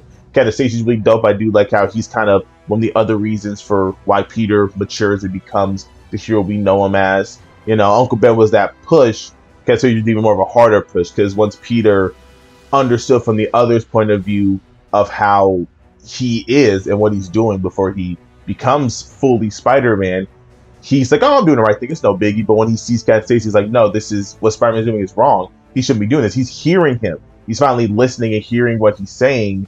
And he's thinking about what Uncle Ben used to say, because he was so angry he didn't want to listen to him. And I think, at least for me in that perspective, it really is solid to me. Like I said, I really catch his character. He's like, he's not one of those, you know, stereotypical dads, like, oh, you could date my daughter, you look too big. No, he still shows Peter respect. He still shows him kindness, but it's a little bit more tougher. It's like he's like you know, he doesn't try to shoo him away, but he does genuinely. He doesn't try to disrespect Peter, because Peter doesn't nothing but respect him. So I know that they didn't know if that cliche, you can't date my daughter, get out of here. I do really appreciate that. As I love Aunt May and Uncle Ben. I really do love Sally Field as Aunt May. I just really like whenever Aunt May and Peter are on screen together. You really feel that love and care they have for each other, but she understands why Peter's being so distant right now, because she understands what he's going through as she has to work through some things as well. And I really do like that. Cannot remember the name of the actor of Uncle Ben. Pub, if you could throw his name in there. He does a great job as well. I really do love him as Uncle Ben, as he is somebody who is still flawed, obviously, because some people think Uncle Ben is some perfect character. No, Uncle Ben is human, just like anyone else. He does have his flaws, as it's implied that, like he does have his flaws, or he's not some holier than thou person. But he's very wise. He's a very experienced person. He gives people the best advice he can give them. And he genuinely understands why he wants to understand what happened to his parents, not because of the fact that Peter cares more about his parents than Uncle Ben and May, but Ben understands, no, you want to know why your parents left you. I can understand that. He does his best to help them. And I do really appreciate that. And even little characters like Flash Thompson. Like Flash Thompson, for me, is the best of the three of the live action adaptation, because he grows and develops as a character. And I know Flash Thompson does show up in Spider-Man 3 at Harry's funeral, but we never saw how he developed as a person after the first little scene in Spider-Man 1. But for this one, we actually do see him go from being just your classic bully to wanting to care for Peter, hearing that his uncle passed away, to eventually him and Peter becoming pretty decent friends. They're not the best as a friend, but they're pretty solid friends, honestly, and I like that. And I do wish that Flash, Gwen, and Peter were kind of like those trios that Peter, MJ, and Harry was in the Raimi films. I feel like if they did Flash, Gwen, and Peter, that would be really interesting in my opinion. But we know how that went. But overall, that's why I personally think the Mace 1 is good. The reason I reached out, wanted to talk to Pup, was because I saw his Mace 1 video way back in the day, and I didn't agree with it. And I could see that since he was a smaller YouTuber, I had a feeling he would be more open to having the conversation, and he was, because we both were respectful with each other. We eventually went to a voice chat on Discord. We talked about it, and I didn't want him to like the movie. Because at the time he really hated The Amazing Spider-Man. He really hated it, so he made it, at least in the video, made it seem like he can't understand how anyone on planet Earth could like the movie. So I was giving him my perspective on it, about why I enjoyed it, and that's all I wanted it to be. I didn't want him to like the movie or anything like that. I just wanted to be like, hey, here's why I personally like the movie. And he understood it. He completely understood why I enjoyed it and everything. And, I didn't even realize that he eventually was slowly going to appreciate the movie even more. Like, he went from heading into thinking, it's all right, to now he enjoys it. At least from what he's told me. I know he's making the video, so maybe once I see the video, who knows, maybe he dislikes it now. But at the time, but at least from what I could tell, he does seem to enjoy the Mason 1, overall. So I really do, I really did see that, and I appreciate that. I do like how he, does feel I'm one of the main reasons for why that is, and I appreciate that. As well, I know some people think that the Amazing Spider-Man 1 deserves more love, and to an extent, I agree with that. I believe it should deserve more love. The thing is, though, after the little renaissance that was happening around the time of Homecoming, then when Insomniac added the Amazing Spider-Man 1 suit to the game, and Andrew coming back in No Way Home, I feel like even during that part, Amazing Spider-Man 1 at the very least was getting a lot more love, a lot more like, hey, this movie isn't as bad as you think it is. So I do agree that I wouldn't mind it deserving a little bit more love, but at the same time, I feel like so many people have came and rewatched it and given another chance to be like, yeah, this movie is really enjoyable, or knowing as bad as I thought it was. So for me personally, do I think it deserves more love? Yeah, a little bit more, but I think the love it's getting right now is all I need. But that's just my 2 cents on it. And finally, for this is the biggest one, for what it means to me. The reason why this movie means a lot to me is because of the fact that it was the first movie I ever saw in theaters, but at the same time, my mother passed away in 2009, And the movie came out in 2012, so during that 3 years, it was a big adjustment period for me and my family. And at the time when I saw The Amazing Spider-Man in theaters, I was just having a good time because Spider-Man, my favorite superhero, and this first time I'm going to a movie theater. And when I got older, I realized that movie helped me, grow and mature to try and move past my mother dying, because of the fact that in that movie, seeing Peter go through Uncle Ben's passing and all that stuff, like the scene where Peter's walking down the hall when everyone's moving out of the way, that's how I felt, especially during that time. And with the fact that I realized the reason why Peter puts on that suit is to honor Uncle Ben, almost anything I try to do is to honor my mother the best way that I can. So it made me really fully understand why Peter does what he does. Like, I understood it, but it made me fully understand it, and even relate to what he's doing of trying to honor somebody that he really loves and cares about, that has passed away. So that's what I try to do with my mother as well. So that's why the movie means a lot to me. I'm not saying, like, if you don't like Maze Runner 1 and you're hearing this and you think I'm trying to do anything like guilt trip you on stuff, no, that's not my intention. I'm just giving you the reason for why I personally love the movie, and why it means a lot to me, because it has helped me. It did help me throughout that time. I just didn't realize it yet. I was like, I'm improving stuff and trying to be happier, and I was like, it was mostly because of that movie, because it made me fully understand why he did what he did. And that's why I really enjoyed Maze Runner 1. So once again, Pup, I thank you for letting me on here, man. I hope the video turns out great. And for everyone watching this, I thank you. Subscribe to Pup, leave a comment down below, and let's just have a great conversation out of this. All right, talk to you later.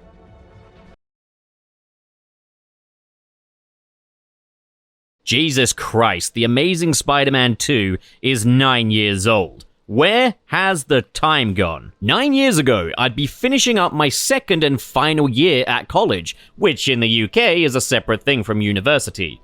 I went to see the film with my college friends, many of which I've stayed in contact with. Others, well, that's just the way the cookie crumbles, I guess. It was a warm summer's day. I was still living with my parents in my old hometown, my father and dogs still alive. I would have been about 18 years old. It feels like yesterday, but at the same time, a lifetime ago. Ready or not, time absolutely races by. You cannot stop it. It's a ride you can't get off of. You can't slow it down in times of joy. You can't speed it up in times of despair. It's uncontrollable, uncompromising. It can be your greatest enemy and your best friend all at once. Wait, what does this have to do with what I'm talking about today? What was I talking about today? Oh, it's The Amazing Spider-Man 2, that dumb movie where Spider-Man fights Electro and Green Goblin. Pfft, what could that possibly yield?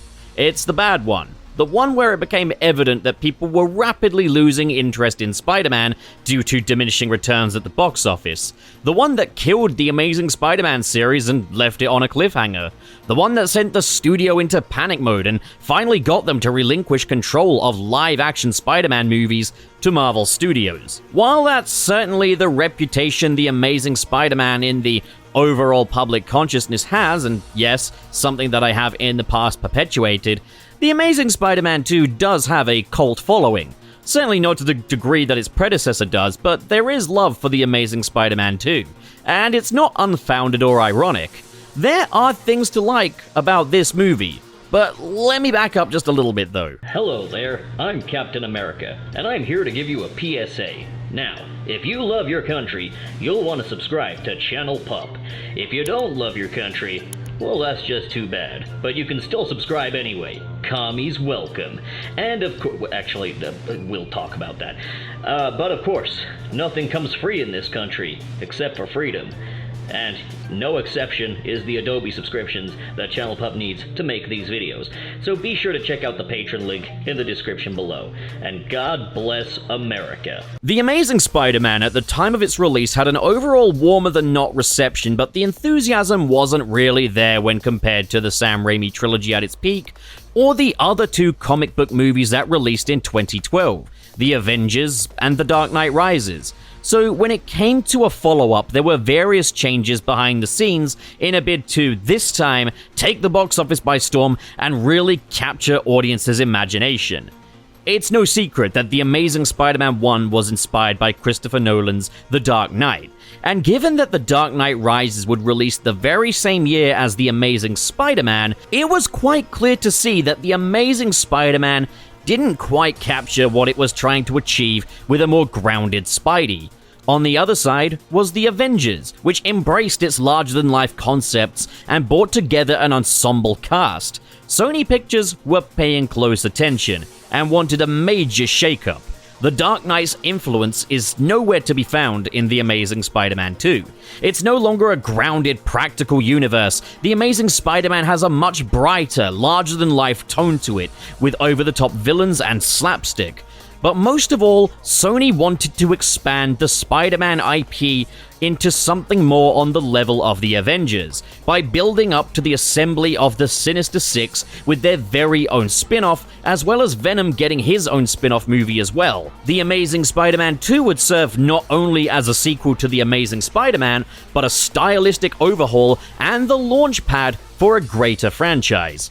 Now, the idea of Spider-Man having his very own cinematic universe outside of the Marvel universe, it's not completely idiotic. There's a lot of ground to be covered there.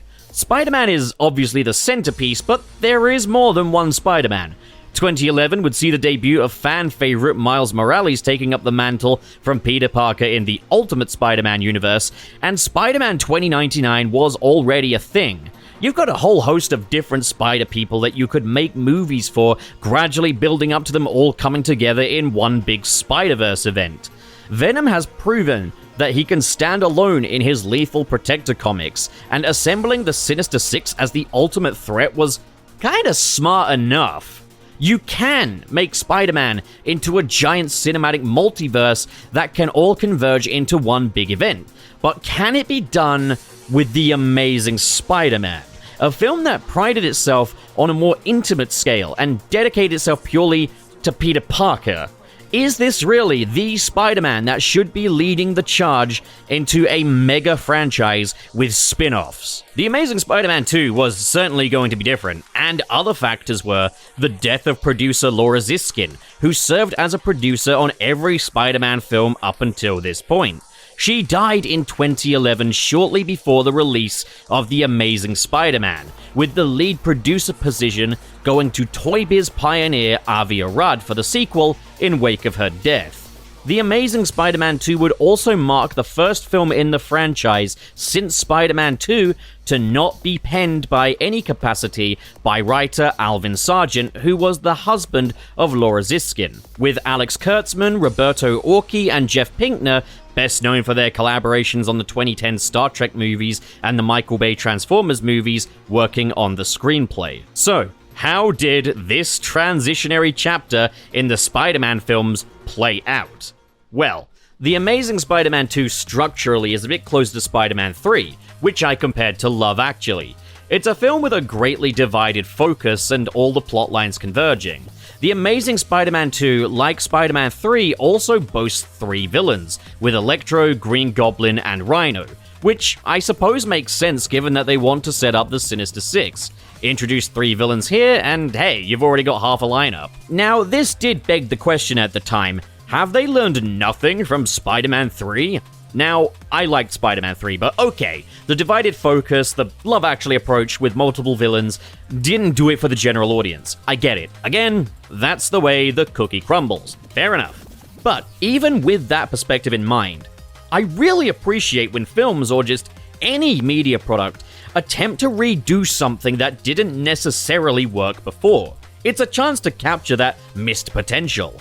Spider-Man 3 focused primarily on the trio of Peter, Harry, and MJ. The Amazing Spider-Man 2 focuses on the trio of Peter, Gwen, and Harry. Wait, Harry? So immediately, The Amazing Spider-Man 2 has a challenge ahead of itself. We're introducing another main character here who we're supposed to buy has a pre-existing relationship with Peter as a childhood best friend.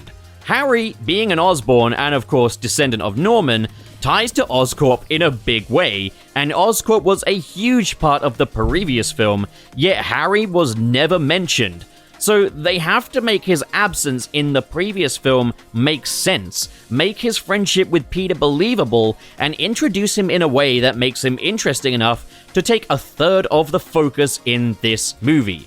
And it's not exactly seamless. When he's first introduced, it feels like everything we need to know is already kinda set up. We've introduced Peter and Gwen, we've introduced Max, we've introduced the conflicts ahead and laid out the character dynamics, so when Harry suddenly enters, approximately 30 minutes in a scene devoid of Peter, Gwen, or any of the main cast, it does start to feel legitimately choppy. It's pretty similar to the abrupt introduction of Sandman in Spider-Man 3, except this is Harry Osborn. He gets much more focus in this film compared to Sandman, who existed more in service of Peter's arc.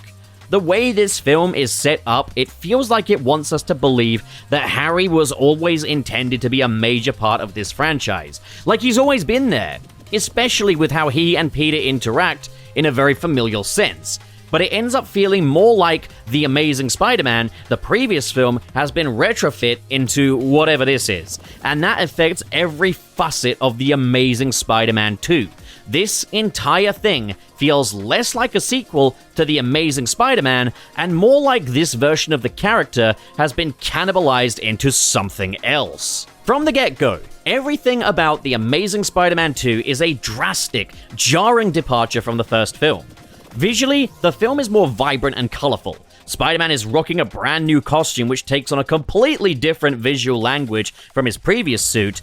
James Horner is no longer on the score, replaced by Hans Zimmer, and his super band, The Magnificent Six. Harry Osborn is suddenly a major character. The villain with Electro is suddenly taking a more over-the-top theatrical approach. Wait, no, I guess that was always the case. It's just less apologetic here, I suppose. This means that out the gate, no matter how good any of this is, you've got to slap a massive qualifying statement next to The Amazing Spider-Man 2. The Amazing Spider-Man 2 is whatever it is with an asterisk next to it. You need to accept going into this film that it's a very different film with very different priorities to The Amazing Spider-Man. This is not the same iteration of the character, it's a retrofit. It's that Spider-Man drastically reworked to fit a sprawling cinematic universe. So, on those terms, how does The Amazing Spider-Man 2 play out? Well, this Spider-Man film, narratively speaking, feels like a web. It's this landscape of different characters that are all primed to converge at the very center of the web. That's an inspired approach to take for this film, and one that can certainly work if executed right. Like The Amazing Spider-Man before it, Amazing 2 opens with a scene of Peter's parents right before their deaths, leaving Peter with Aunt May and Uncle Ben, but this time we follow them. We knew that the Parkers were fleeing and that they died in a plane crash, but this time we see that it was deliberate. We see that the plane went down in a botched assassination attempt, and that Richard Parker was uploading his research to a secret server. Now, when I say botched assassination attempt, I more just mean botched scene in general.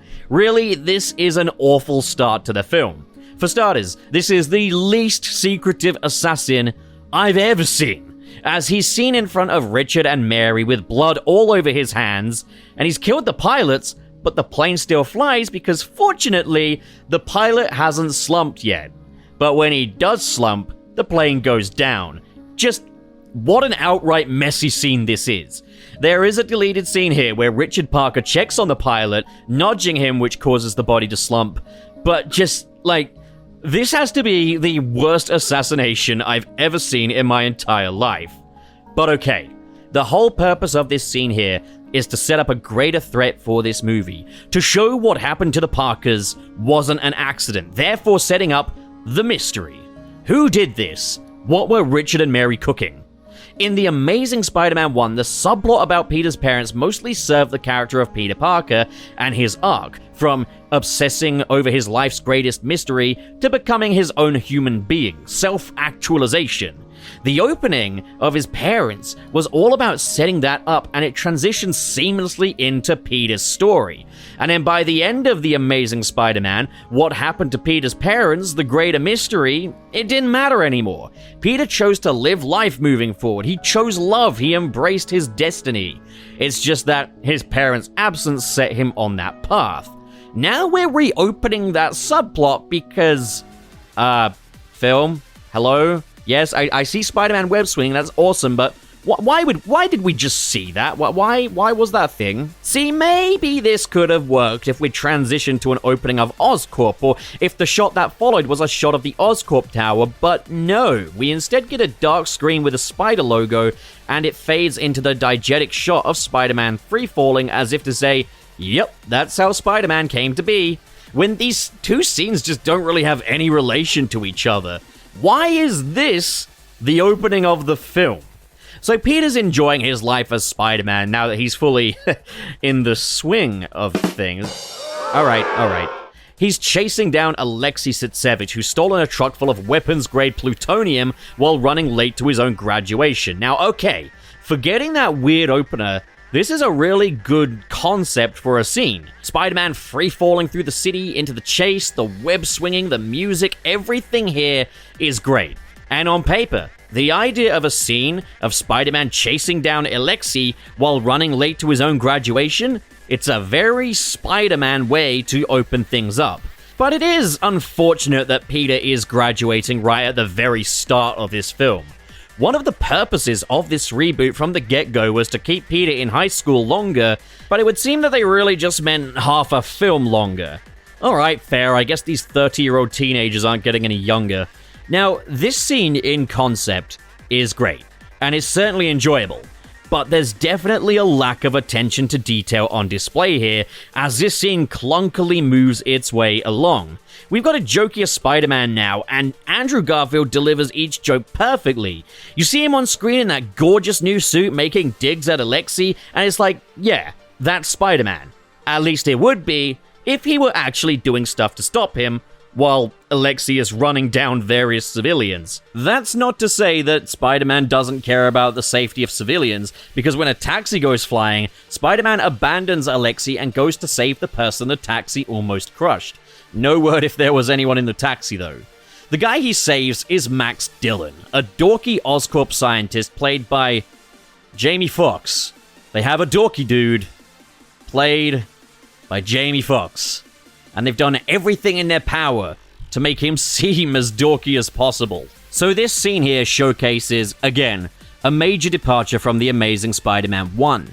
Alexei Sitsevich is an outright cartoon character here, as is Max Dillon. Now, while the Lizard was a scenery-chewing baddie, there were still a few notable attempts at humanizing him. These two here, though, who will go on to become major villains later, they are cartoon characters. But this scene just isn't flowing right, full stop. Spider-Man saves people when the story commands it. He steps things up when the story commands it, but he doesn't feel like a living person making independent decisions. He feels directed by the needs of the story. He lacks autonomy as a character. The ingredients for a great Spidey scene are all here, but they're just not mixed properly. Now, let's talk a little about Peter and where he's at post-Amazing Spider-Man. As he witnesses police cars making their way to the scene, he has visions of Captain Stacy, reminders of the promise he broke. He's experiencing guilt over his decision to be with Gwen. He shakes this off and goes to his graduation, where we see that this is a much cockier and more confident version of Peter this time, evident in how he smooches Gwen, who is serving as the school's valedictorian, up on the stage as he accepts his diploma. Now, this does fall hand in hand with his development from the first Amazing Spider-Man. He ended that film as a far more affectionate, less solitary character. This is also approaching things different to Raimi as well, in that Raimi's Peter took much longer to really mature and never shed that awkward nerdiness. This Peter, like in the 616 comics, is no longer an awkward, shy loner, and a far more extroverted and confident character, which makes sense for this version of Peter, even if my personal preference is that he does retain some of his more awkward and introverted traits. But we see that all is not well between Peter and Gwen, as Peter gets cold feet when going to dinner with Gwen's family, which is understandable. He broke the promise he made to her father, so it's hard to look at Gwen and her family the same way. He's experiencing a lot of guilt. Okay, that works. Gwen, tired of Peter's BS, decides to break things off with him, so he distracts himself with some Spidey antics in a really solid montage. I would have loved to have seen more of this. Just Spidey's day-to-day life as he swings around, stops robbers, rescues a kid from his bullies, and the montage ends with him checking on Gwen, perched on a rooftop. Cut back to the Parker household. Aunt May comes a knocking on Peter's door while he's fully suited up as Spider-Man. He scrambles to hide his costume under his bed and makes a total mess. In the mess, he finds Richard Parker's satchel, reminding him of his grief, before he quickly locks it away in his cupboard. This, honestly, is an alright scene. It shows that while Peter still has grief over his parents, he's putting it aside and he's living his life. We cut to Max's apartment, which is full of Spider-Man memorabilia, and hang on, that's Turn Off the Dark Spider-Man! And that's Julie Taymor! And that's Bono! Holy crap, there's a Turn Off the Dark reference in Spider-Man 2. That is awesome. Officially best Spider-Man movie ever made. I guess it makes sense as 2014 would have been Turn Off the Dark's final year. Now, remember when I said that Max was a cartoon character? Yeah, he's in full cartoon mode here. I remember in the lead up to this film's release, they were talking about how Max was a more relatable everyman, a tragic character like Doc Ock, and just... no, man. This guy's unhinged. There's having a vivid imagination, and it is talking to your mirror, to your imaginary friend Spider-Man who made you a birthday cake while hostage note-style decorations read that you and Spider-Man saved New York. Sorry, Max is a weirdo. Now, it's worth noting that there's a very, very clear image of Spider-Man's head here next to Max's mirror. Take note of that and stick it in your back pocket. We've got a fun little continuity error to talk about later. Now, we see that Max has a bit of a short temper as he fantasizes about grabbing Alistair Smythe when he jokes about being Spider-Man. Again, very cartoony. We see him talking to Gwen in the Oscorp elevator. Just a lot of scenes reinforcing Max as a Spider-Man-obsessed goof. I guess a lot of that could have been cut out. So Harry enters the film as he goes to Norman's deathbed, where the bedraggled, green-skinned, long-nailed, goblin-esque looking Norman, played by Christopher Cooper, reveals to Harry that the same disease that's killing him is genetic and will kill Harry too. It really does sound like it has nothing to do with anything else, doesn't it? These two are very estranged. The dynamic between Harry and Norman is all handled quite well in this scene, even if it is just for that one single scene. As Peter emails his latest picture of Spider-Man, pay attention to this picture, the news breaks that Norman has died and Harry's back in town. Now, Peter knows Harry. Does he? That's news to me. So he decides to go see him. Meanwhile, Gwen Stacy gets some great news from the Dean of Admissions at Oxford University. We then cut to Max. Sheesh, we are really going in rapid succession with how we cut from one scene to the next. So, Max has to stay late at work on his birthday. He needs to fix an electrical fault just above a big vat of eels. The safety precautions at this multi-billion-dollar corporation are not being taken, as everyone just wants to go home. And Max goes to do it himself, and falls into the drink, bit by the eels, who transform him into something new. Something without a gap between its teeth, apparently. Kind of their first order of business, if you will. So Harry was appointed the new CEO of Oscorp by his late father Norman, and we see his very first board meeting, where he berates the lawyers for allowing him the position of CEO and declares that everyone works for his new assistant, Felicia, before he's informed that Peter is here to see him. And so he abandons the board meeting, thank Christ, I was going to get very bored there, to see his old friend. Now, in fairness, it is inherently possible that Harry was in Peter's life, possibly before his parents left him, before Norman sent Harry to boarding school. It's believable enough, it's just not very thematically coherent with its predecessor.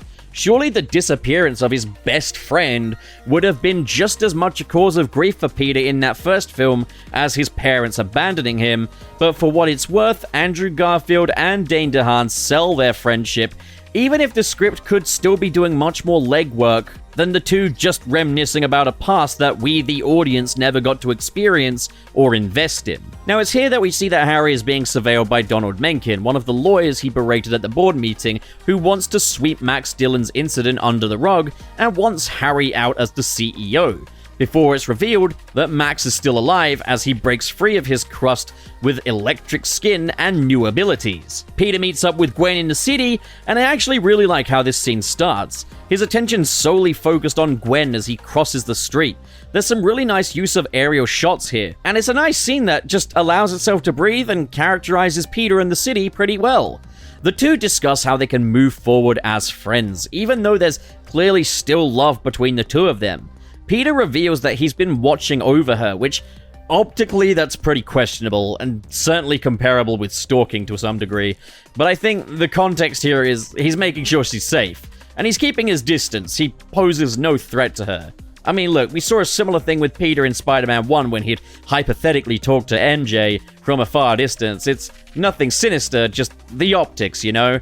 This isn't a prospective love interest, it's an ex. You kinda gotta leave him alone. But when the two are still obviously in love, Gwen drops a bombshell. She's moving to England to attend Oxford University. The conversation is cut short though when Max with his new electrical powers descends upon Times Square, and the authorities start moving in. Max sees himself on all of the screens at Times Square, finally feeling seen. It's a great moment. Spider-Man enters in a bid to try to calm the situation down as onlookers watch. When Max steps in a puddle, his new electrical energy reacts, causing a sniper to think he's attacking.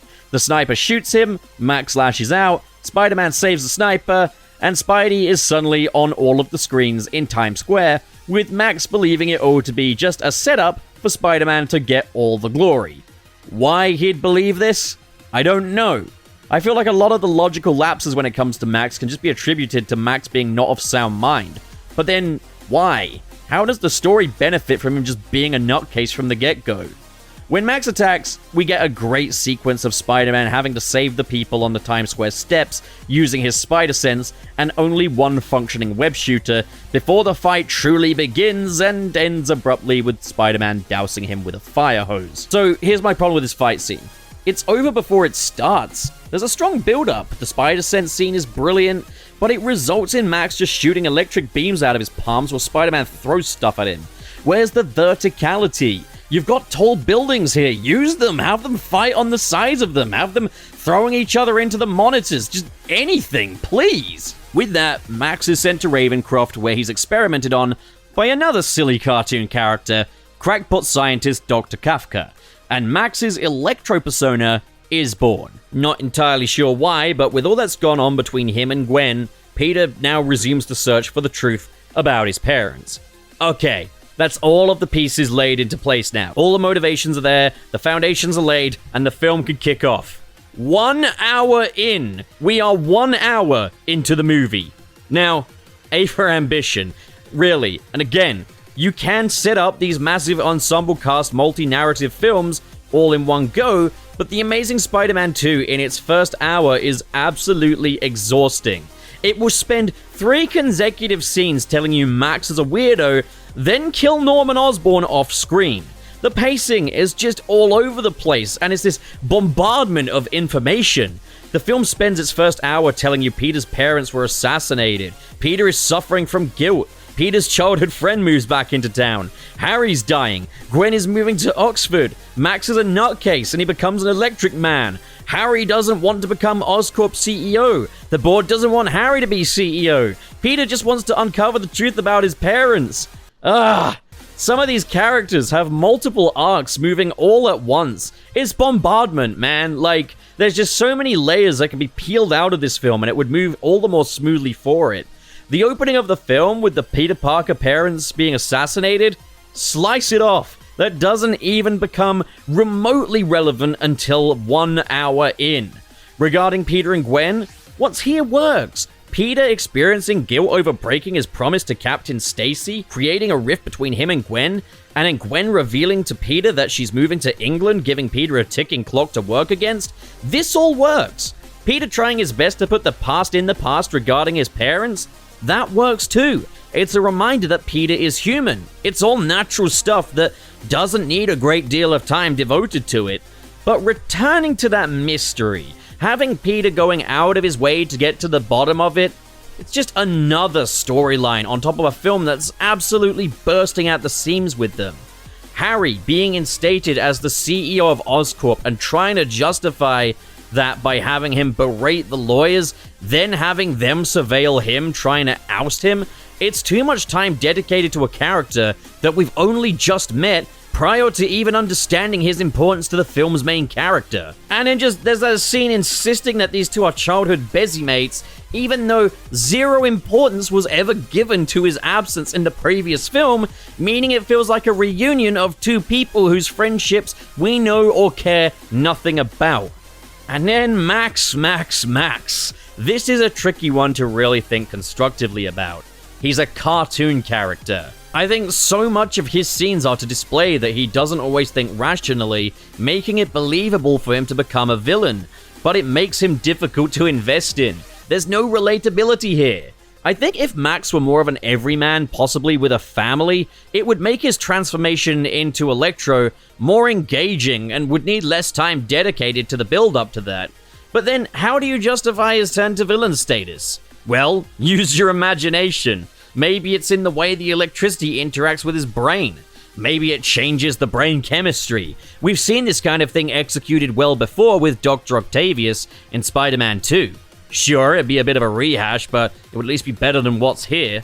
Unfortunately, as well, that poor attention to detail, characters' actions feeling visibly dictated by the needs of the story, everything mentioned in the opening scenes, it all persists here, as this film very apparently delegates what stories are taking precedence at what time. These aren't just little oversights or questionable decisions here and there. It's all unfortunately baked deep into this film's DNA.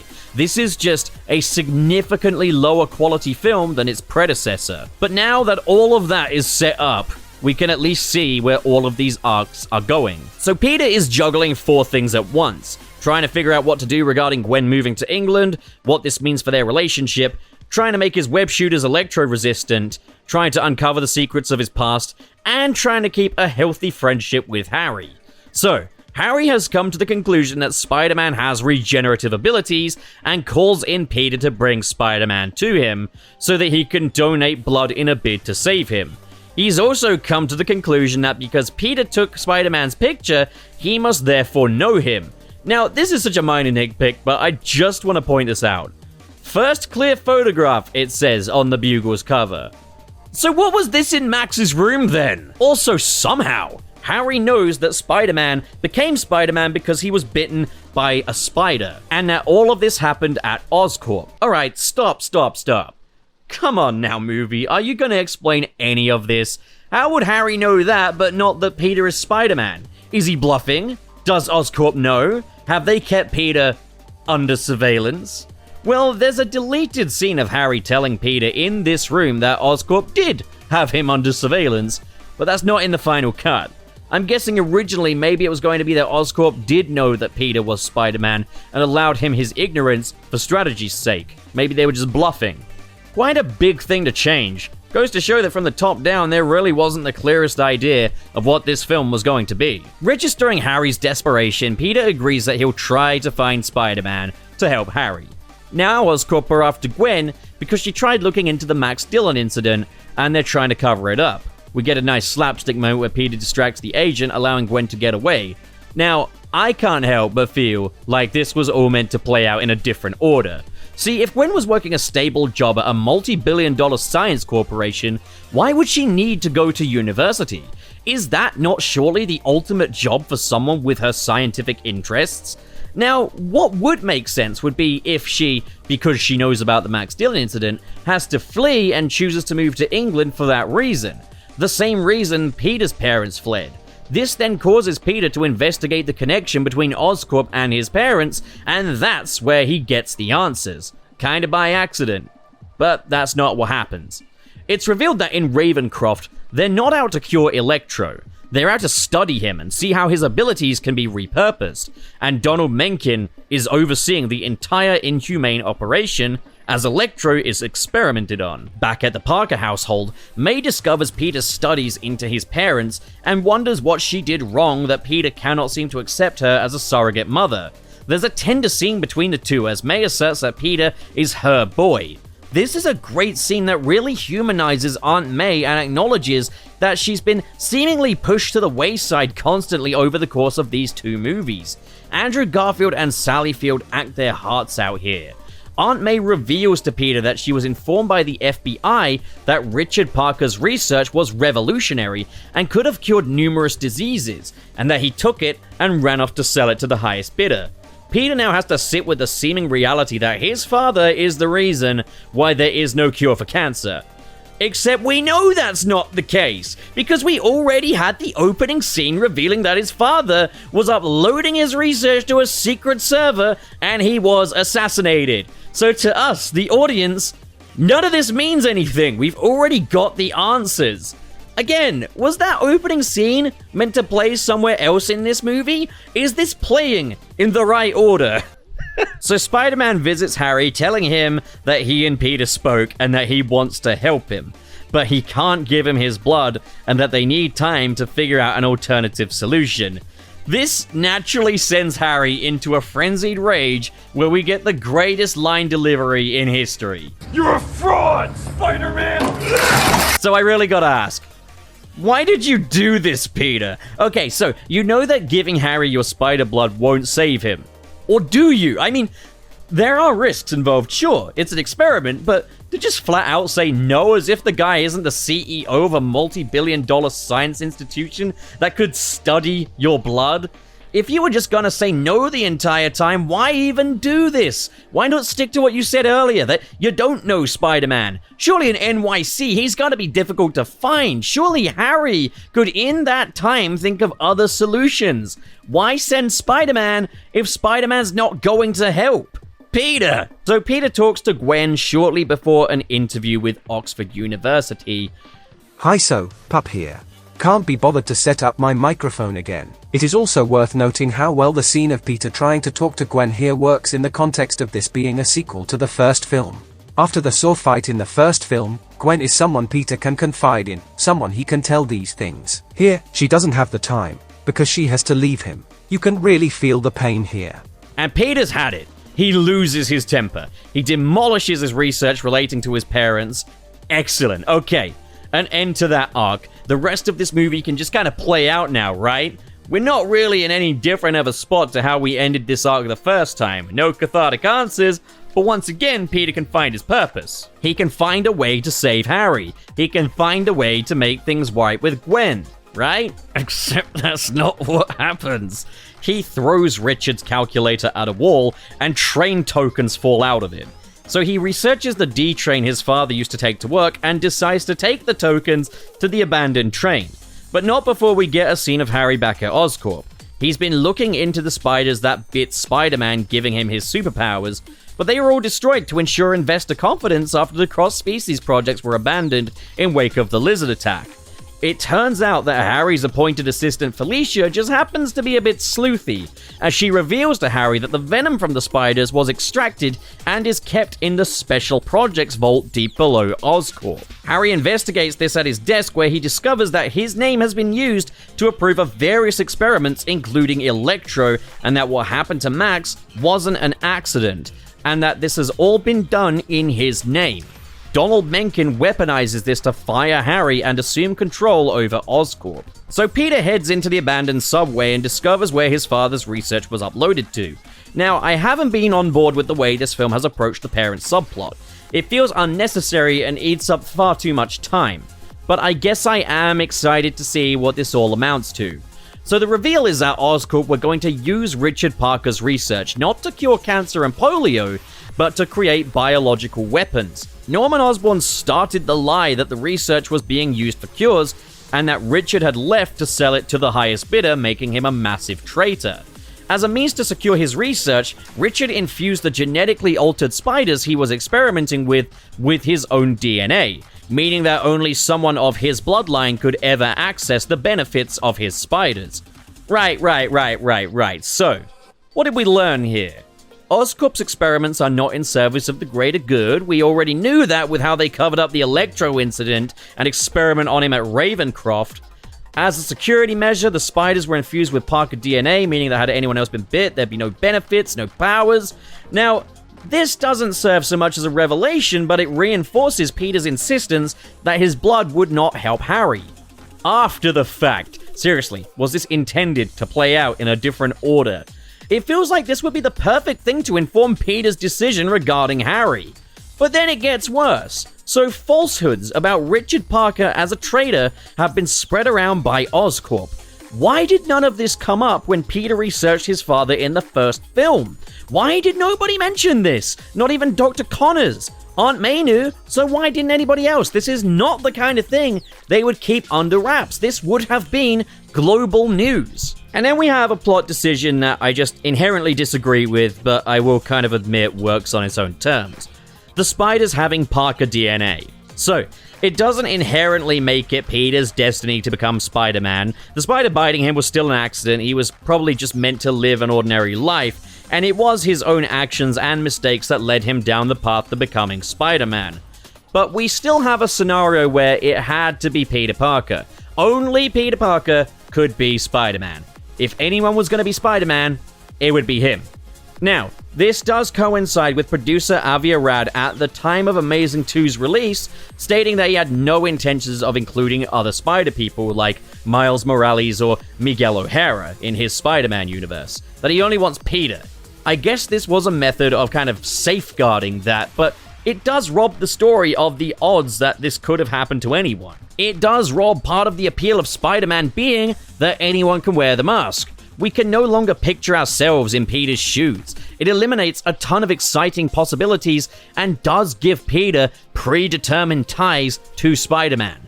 It's very tricky to quantify why this change is necessarily a bad thing. I don't need these things to be comic accurate. One of my favorite shows is Gotham, a show that throws the entire concept of comic accuracy out of the window.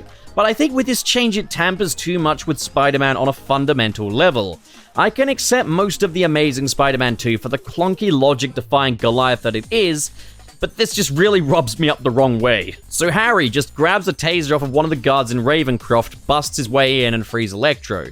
He uses Electro to help him bust into Oscorp so he can reach Special Projects, where Mencken at gunpoint injects him with the spider venom. But he's not a Parker. Oopsies. He undergoes a horrible mutation, turning him into a green goblin as he crawls his way up to a random suit. A random suit that we would have understood what it was had they kept in a brief deleted scene introducing and explaining it.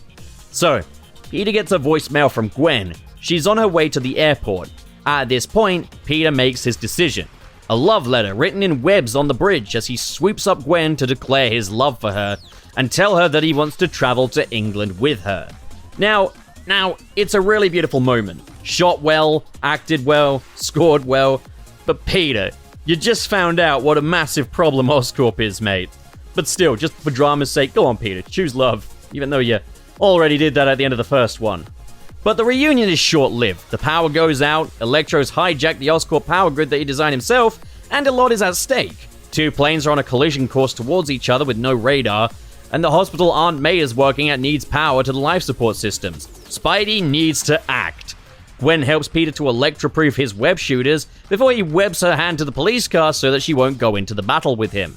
Now, the stakes of the planes and the hospital are unfortunately not something Peter acknowledges or is shown that he knows about. So it doesn't cause any change in how Peter approaches the battle against Electro. There's no responsibility that he's aware of. There's a timer working against him, but it's one that he's completely oblivious to. Now here's the part where I get trolled, because I always get trolled whenever I give this take, but hey, I'm going to say it anyway, nothing's changed. The sequence of Spider-Man and Electro fighting at the power station is exhilarating. It's cool to see how they both leveled up. Electro now able to anticipate Spider-Man opening the water pipe on him. Spidey's web shooters now working against Electro. And yeah, visually, the scene is exhilarating. But it's overproduced as hell. The CGI, like in the rest of this movie, is of incredibly high visual fidelity. So I'm not faulting that. My issue's not the CGI. My issue here is just that, for the most part, this film still goes for a relatively grounded look. You got lots of mid-shots, two-shots, the lighting is made to appear as natural as possible, as is the grading, but then you get to this scene, which looks like a VFX showcase. We're in a completely fictional location. This power grid does not exist, nor does it look like a typical power grid. The lighting suddenly looks incredibly artificial and harsh. There's a blue mist, blue flurries, blue sparks flying everywhere, and it suddenly looks like a really good video game cutscene. And again, it's not down to the CGI. There are plenty of scenes in Spider-Man movies prior and since with lower quality CGI, but the scenes are just more believable because they're utilizing it better or are more well composed. That said, a scene like this could work well in a film where the rest of the film takes this approach to the filmmaking. More kinetic. This sudden burst of very animated energy just comes very out of left field and takes me out of the moment. It's a cool scene, and I can explain it until I'm as blue in the face as Electro, but it just doesn't look like it belongs to the same movie as anything else here. So against Spidey's wishes, Gwen drives the police car into the battle, hitting Electro, temporarily knocking him out, while the two can formulate a plan. The plan they come up with is to overload Electro like a battery. So they put their plan into action and they kill Electro. I mean, okay, there were interviews with Jamie Foxx where he said that electricity doesn't die, it just goes elsewhere, but there's no evidence of that in the film. To all intents and purposes, he's dead. And Peter and Gwen just murdered him. I mean, they don't know if he survived that after. I mean, I'm pretty sure, as far as they're concerned, he's dead. He's dead. This Spider-Man's a killer. The power is restored and the day is saved. But the Green Goblin is out there, and he goes in for the attack. Seeing Peter and Gwen together, he puts two and two together and deduces that Spider-Man is Peter Parker. How has nobody else come to that conclusion? No idea. Would certainly make sense if, Oscorp had Peter under some kind of surveillance and Harry was bluffing or something. So Gobby sweeps Gwen off of her feet and intends to drop her over the Oscorp clock tower, and Spider-Man gives chase. We get a great scene with Spider-Man and Goblin fighting inside of the tower before Goblin's glider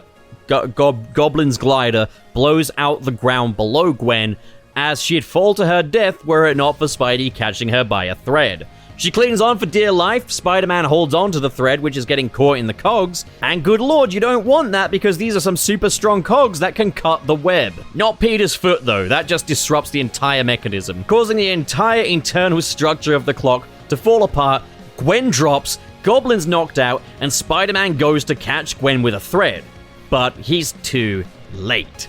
As the web tightens and catches her, she smacks her head on the ground, killing her. Now, in terms of the execution of Gwen's death, I'm pretty mixed. This death obviously serves a different purpose to what it did in the comics. In the comics, it was sudden and shocking, and at first you'd question if Spider-Man even saved her. Here, it's very different. Now, obviously, the comics already exist. You see Gwen and the Goblin in the same place, you kinda know what's coming. Particularly with Gwen's outfit choice as well.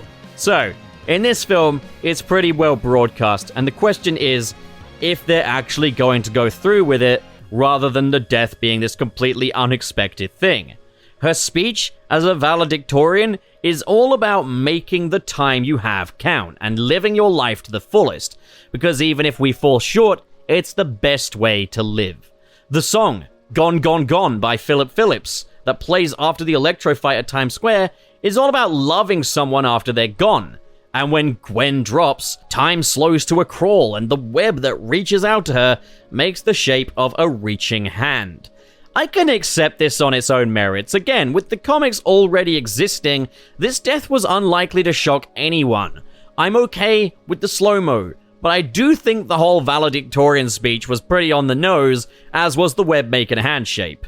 But what made this all work was Andrew Garfield's brilliant performance. The initial denial when he finds her dead body, when the reality of the situation sets in. We get Gwen's funeral and a terrific montage of Peter stood by Gwen's grave as seasons change from summer over to winter.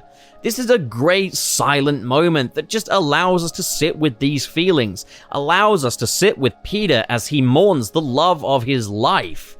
Then we get the big sequel bait scene. So Harry and the mysterious figure from the after credits of Amazing 1, now revealed to be the Gentleman, discuss plans to gather a team of supervillains. A Sinister Six, if you will. And to have that team descend on NYC.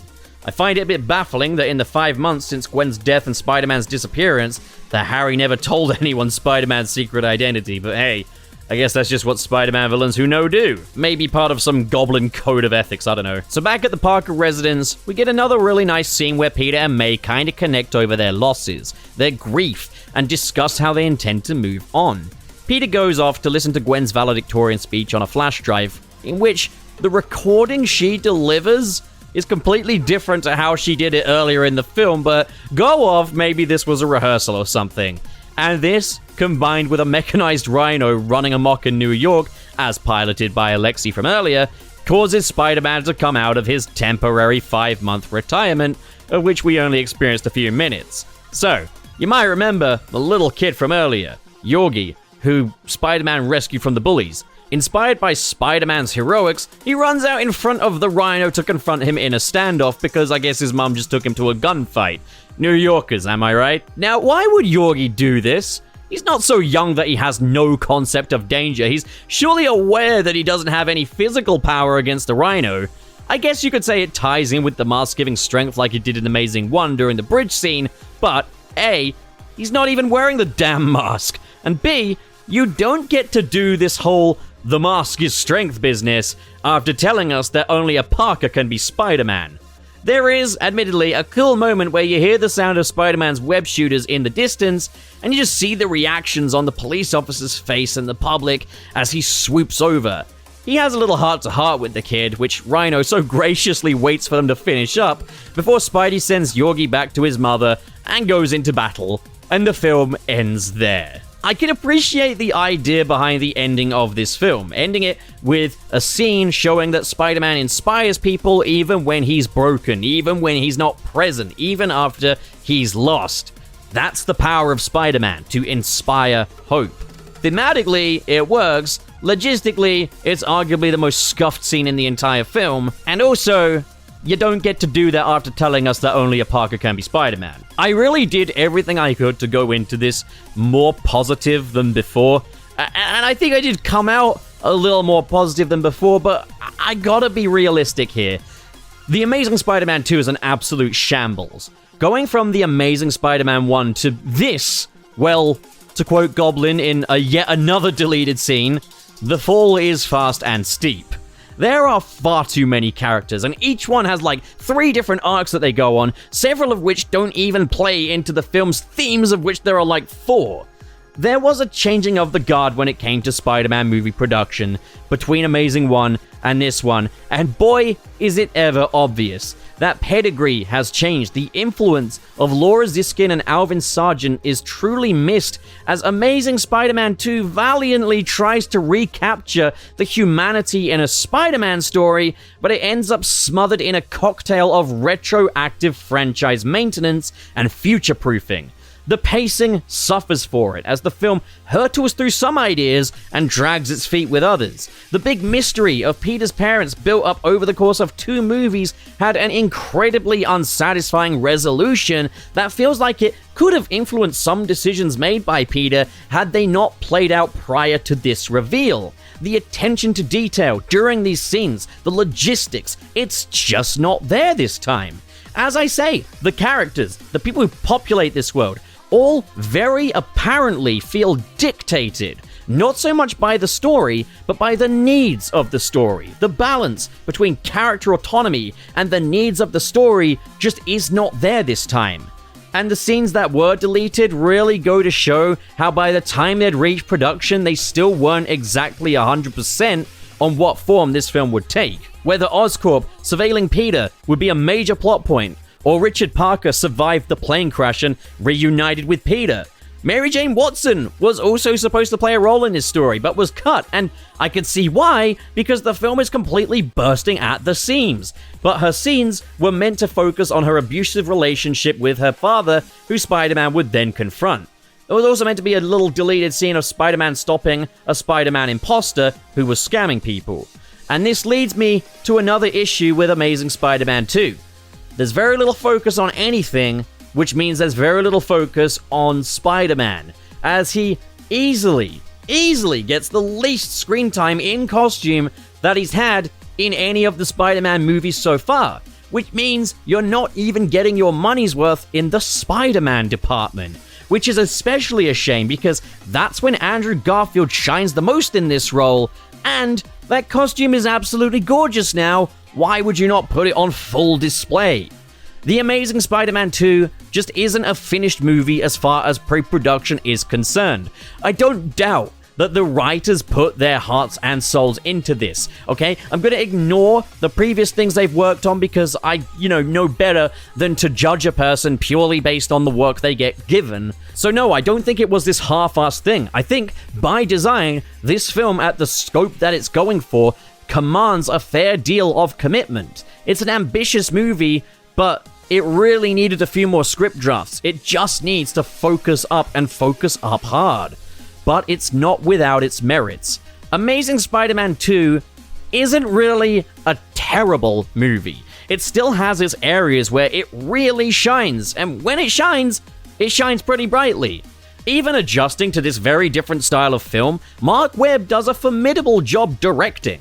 Again, I don't think he's as strong on the action front as he is when it comes to scenes of Peter and just people being people, and I do think the action sequences in this one are definitely weaker than they were in the first Amazing Spider-Man, but there's definitely an understanding of how to make these things thrilling. Andrew Garfield and Emma Stone once again do great in the roles of Peter Parker and Gwen Stacy. Sally Field gets a little more to do, and she shines in the few scenes she gets. Dane DeHaan worked pretty well as Harry, but Jamie Foxx and Paul Giamatti felt incredibly miscast for their respective villain characters, Electro and Rhino. Jamie Foxx has fun as Electro, but the character on a whole just isn't believable, and he just feels inauthentic as this dorky scientist. The music by Hans Zimmer and the Magnificent Six is a dramatic departure from James Horner's soundtrack from the first film. A lot is lost with that, but at the same time, it fits this style of movie much more. I have to say, this feels more quintessentially Spider-Man. There's a vibrance to this soundtrack that just feels colorful and comic booky. And I love the variety of different instrumentation on display, from the electronic dance style of Electro's themes to the subtle guitar and piano used for Peter and Gwen. There's a real sense of youth here in the music, and it's rare to see a superhero film score step this far outside of the box. Drowning in the sea of story that is The Amazing Spider-Man 2 is the true main antagonistic force working against Peter, Gwen, and Harry, present in almost every scene. Amazing Spider-Man 2, in spite of its lack of focus, is still about something, and that something is time. In every action sequence, Spider-Man is working against some kind of clock. Gwen's move to London is looming over him constantly as he tries to figure out what to do next. Harry's mortality is a ticking clock over his head. The opening shot of the film is Richard Parker's watch. The final battle takes place at a clock tower, and Spider-Man wrangles with that clock tower just as much as he wrangles with the Goblin. He's literally trying to stop time, and it accelerates just as Gwen is about to eat it. There's a brilliance to this, and it's nice to see that The Amazing Spider-Man 2 still has something on its mind, even if it is absolutely smothered. And sadly, Electro, touted as the film's main villain, really doesn't feed into any of it until the final battle, and even then, the ticking clock of the planes in the hospital are to his ignorance. I struggle to call The Amazing Spider-Man 2 a bad film so much as it is a mixed bag. But it's a very, very mixed bag. There is a good film buried within this compost of subplots and arcs. A great one if a little more time was given to it in pre-production just to iron out some of the kinks. Get it a little more logistically cohesive. I would also love to know what Marc Webb had originally intended for this film to achieve, as it's known that what we got in the end was not it, and the deleted scenes do showcase some pretty different concepts. So, respectfully, release the Webb cut. To me, The Amazing Spider-Man 2 is the weakest film in the Spider-Man film franchise so far. And it's a shame because The Amazing Spider-Man 1 was a strong start to what would have been a real contender had they just stuck with their original vision. I think the biggest issue here is that The Amazing Spider-Man 2 is both trying to do All of this while trying to retrofit an existing Spider-Man into a more archetypal one, only to throw that to the wayside with the origin story retcon.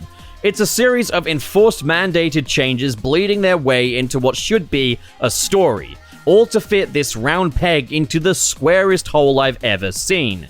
The Amazing Spider-Man 2 is to be appreciated for its artistry, but it's a film that lands about as well as the plane at the start of the film did. Hi, what's up? I'm Channel Pup, mascot for the Level-Headed Fanboy. And in the last episode of the Spider-Man Retrospective, we were talking about The Amazing Spider-Man 2, what is, in my opinion, the worst of the Spider-Man films. Not that I think it's bad, but it has a very convoluted storyline, it's very unfocused, and the pacing absolutely suffers for it. But that ultimately doesn't really matter. What I think of the film doesn't really matter to this video, where we are talking about the aftermath of The Amazing Spider-Man 2. See, love it or hate it, The Amazing Spider-Man 2 dealt a massive blow to the Spider-Man film IP. Like, whether or not I think the movie is good or bad doesn't really matter. It has to be acknowledged the damage that this one film did to Spider-Man. For one, we need to look at the box office numbers from Sony's POV. The film grossed $709 million worldwide at the box office, but domestically it made $202 million, and this number here was ringing alarm bells. Domestically, that was a flop. And for global box office, Sony were aiming really for much closer to $1 billion at the box office, especially with the amount that they sunk into the marketing of this film. Sony at this time were in their own spot of financial bother as well, and Spider-Man was their ultimate cash cow. So the fact that it didn't bring in the money they hoped it would, that and the film receiving the worst reception of any of the Spider-Man films that Sony had produced, things had to change. Sony needed to explore their options going forward for the future of Spider-Man. And just when Sony Pictures were in the height of panic mode, another bomb drops.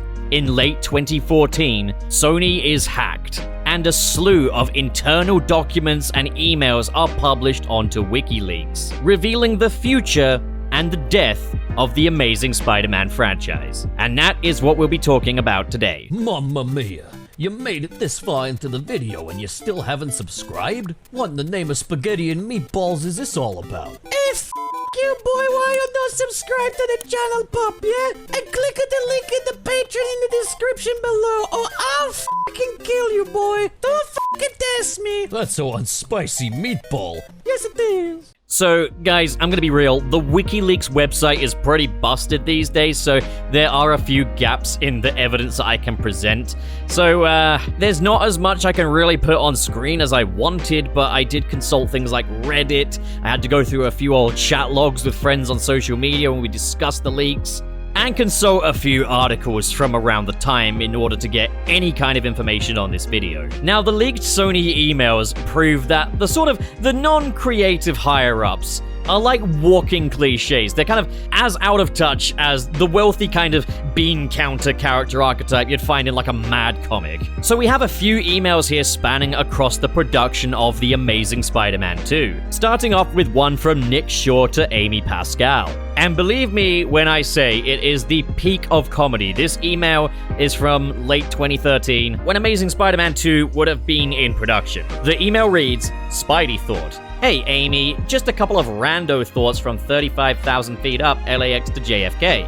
A rising trend we see with millennials are the really extreme forms of experimental exercise, like Tough Mudder, a sort of filthy triathlon, the color run, and even things like hot power yoga, veganism, etc.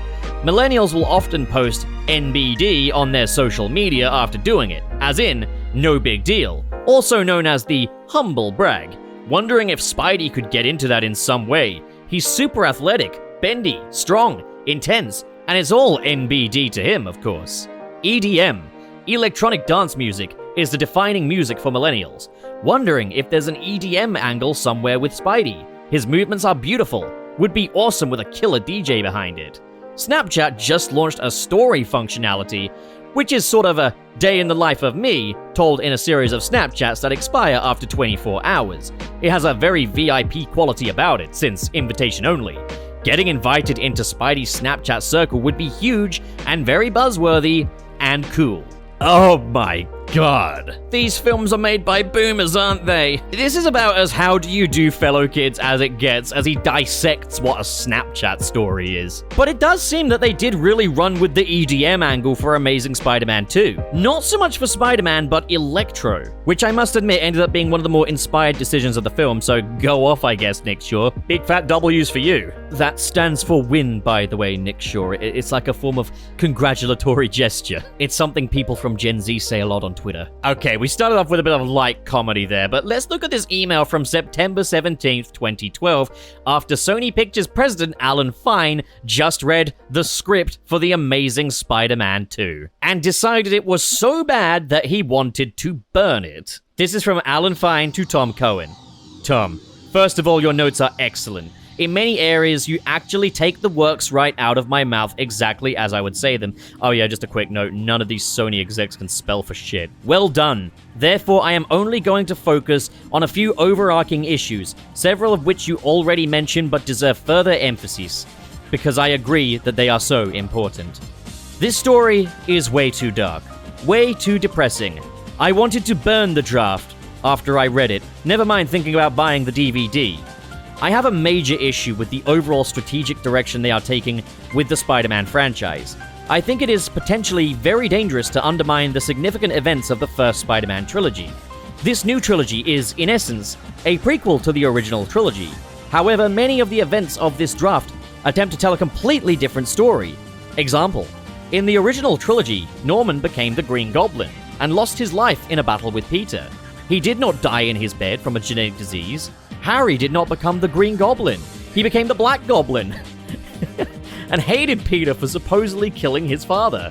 Harry and Peter went to school together. Harry did not go away to boarding school. In the original trilogy, MJ lived next door to Peter for as long as he could remember. They went to school together. She did not just show up after Peter graduated from high school. Uncle Ben articulated the famous words, "With great power comes great responsibility." Not Peter's father, etc., etc. I think that it is a mistake to deny the original trilogy its place in the canon of the Spider-Man cinematic universe. What are you telling the audience? That the original trilogy is a mistake?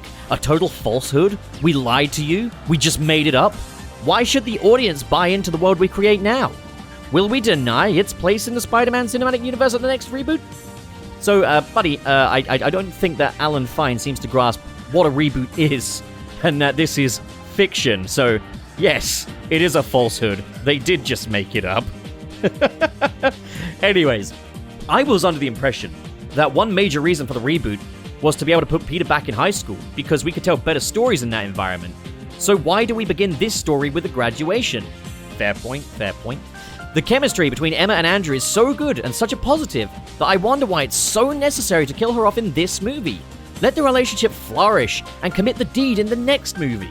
Why rush? Their relationship was the best part of the first movie, and it's the best part of this story. This draft needs to shed some depressing weight anyway. Kind of agree with that, that's actually a fair point. This story, as did the first movie, feels so formulaic.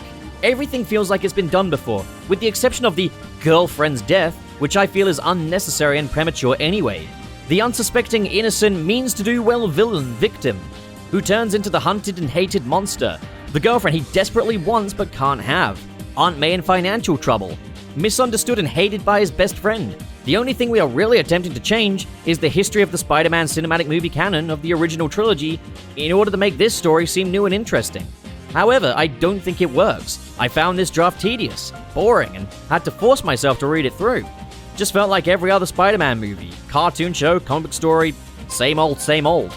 I don't buy Electro's hate of Spider-Man. Feels manufactured, convenient, undeserved. It's a part of the whole formulaic issue I mentioned above. Why do we always have to witness the Spider-Man movie villain be created from scratch and imbue him with all of the reasons why he should hate the world, and especially Spider-Man? Why can't there just be some evil out there already, and Spidey is the first and last line of defense? Use some flashbacks to prove out the ruthless, bloodlusting darkness of the Beast, but don't bog down every Spider-Man movie with the complete creation and backstory of the innocent victim that can't even come to fully despise because of his evilness not being his fault.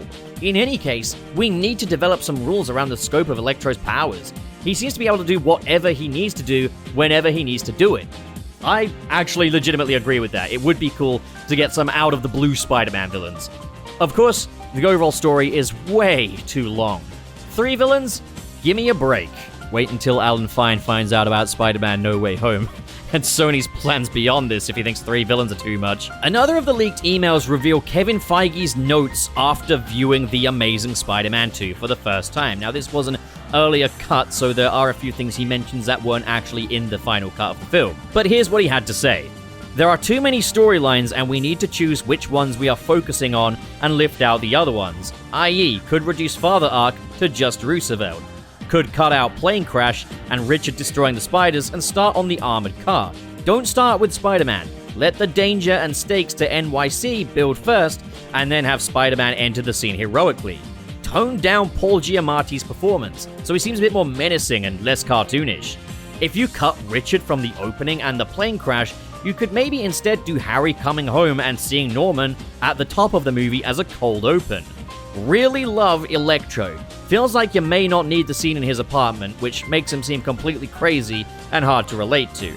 Like the idea that the eel goes in his mouth instead of burrowing and you see it glow within him. Need to set up the power plant earlier visually. Seems like the movie switches POVs a lot. Why are we in Max's POV during the car chase? Worth looking at this playing out from Spidey's POV. There could be a better way to reveal that Peter is missing graduation. Maybe when you cut to Gwen, you cut to the wide shot. Tiny note, I don't think Peter would lie to Gwen about the sirens. Maybe he just downplays it. As for the Stan Lee cameo, maybe we need a little more emphasis on Peter here trying to get out of his costume and not be seen. Set up a little more of the pressure of the principal getting closer and closer to calling his name. Instead of seeing the ghost of Captain Stacy, you can just hear the voice in Peter's head and maybe flash back to the last movie. I don't think we should add Captain Stacy back into the car chase. There is too much back and forth with Peter and Gwen. Can we recut the dim sum scene so it doesn't feel so repetitive of their breakup in the last movie? Can Peter be more honorable and definitive and less wishy-washy? Why do we need a year to pass? So, I'm guessing that there was maybe a year time skip between Gwen breaking up with Peter and then the big Spider-Man flying montage. Harry's story feels like the main plot of the movie. Peter should look into the past because of Harry. Maybe find some photos of them together as kids. Use the obsession wall more to set up this part of his past and not just what happened to his parents. Not sure what Peter learns at Roosevelt is entirely correct. We're distracted by the idea that Peter became Spider-Man because of his father's blood. All this special backstory with his super scientist dad fights the idea that Peter is a normal kid from Queens who becomes the greatest superhero in all the world. God, it is so refreshing to hear things about The Amazing Spider-Man 2 from someone who actually gets Spider-Man. Now, this is an interesting one. Andrew's performance is all over the place. A lot of crying and then a lot of mania. Hard to track him emotionally sometimes. It undermines his reaction to Gwen's death because he gets upset and emotional a lot. Going by the final cut of the film, I don't quite get this, and I certainly wouldn't place it on Andrew's performance, but, I mean, he saw a different cut, you know, I can't necessarily confirm or deny. I just thought Andrew Garfield was fantastic in the film, but I mean, I'm no professional. Don't like the idea that May tells Peter his parents were spies because 2 seconds later he finds out they're not and again fights with the idea that he's just an ordinary kid. I like the idea that May finds out he's Spider-Man, finds his costume instead of the Rosemary Harris wink wink all the time. I kind of like the morgue but hate the dancing mortician. Cliche. Yeah, the dancing mortician you can find in the deleted scenes of The Amazing Spider-Man 2. Are you using VFX to show how Electro is traveling from one point to another? Bursts of electricity? Need to underscore the capture of Goblin. More sirens as you linger on the clock. 1:21, 1:22 a.m. Nice touch. I have no idea what that is. Surveillance scene should be about following Harry, not Peter. No one should be following Peter. Can Electro hum Itsy Bitsy Spider before he plays it electronically? Maybe we can use this again. Maybe intercut the ending montage and hearing Gwen's speech with someone going into special projects and revealing more Easter eggs, and we see that the Rhino case has been broken into and that the suit is missing. Great way to transition to the Rhino ending. We don't need the scene of Aunt May in the kitchen. Spider-Man needs to feel more directly responsible for preventing the planes from crashing. Don't show New Yorkers looting. So I'm guessing that they actually did pay attention to some of Kevin Feige's notes here, because yes, there are some things that have been changed. For example, Oscorp are surveilling Harry instead of Peter. We didn't get any scenes of New Yorkers looting, and the dancing mortician was definitely cut. There was no year time skip in the early part of the film. So I do get the sense that, yeah, they might have paid attention to some of Kevin Feige's notes, but there are some notes here that are actually really good. I think having a cold open of Harry seeing his father again would have been a great way to start the film, so it's less, coming out of nowhere, more something that's actually set up early on. I think if you're going to introduce Harry, you need to do it as early as possible, and having Harry be a part of Peter's obsession wall and part of the reason why he looks into the past of his parents, yeah, smart. And the idea of it cutting between, Peter trying to get out of the Spider-Man costume and the principal reading off the names, yeah, that's a really cool idea as well. I love the idea of seeing the electric eel burrowing in Max's chest. I think if they had followed Kevin Feige's notes a little more, I think The Amazing Spider-Man 2 definitely would have been a much better film. I think what Kevin Feige is proposing here is a much better version of Amazing Spider-Man 2. And I think even so much as just lifting out the parents' subplot would be enough to just make the thing flow so much better. I don't quite get the thing about Andrew Garfield's performance, but I think he was really just trying to say that the character of Peter Parker maybe just goes between emotions way too much. As it is, he saw a different cut of the film, so, as far as what I saw, I thought Andrew Garfield was fantastic. I think most people thought Andrew Garfield was fantastic, so, there you go, I guess. But yeah, it's safe to say that when they were releasing Amazing Spider-Man 2, I don't think they fixed the problems that Alan Fine had with it either. So, Sony president was not happy with the film. Kevin Feige was clearly not very happy with the film. Sheesh, Alan Fine didn't even realize that this was a proper reboot. It is crazy when you look at, all the marketing and all the hype to just think that the people making the film were feeling this little confidence in it. And, yeah, makes sense. But alright, now it's time to talk about the future. Post-Amazing Spider-Man 2 Sony Panic.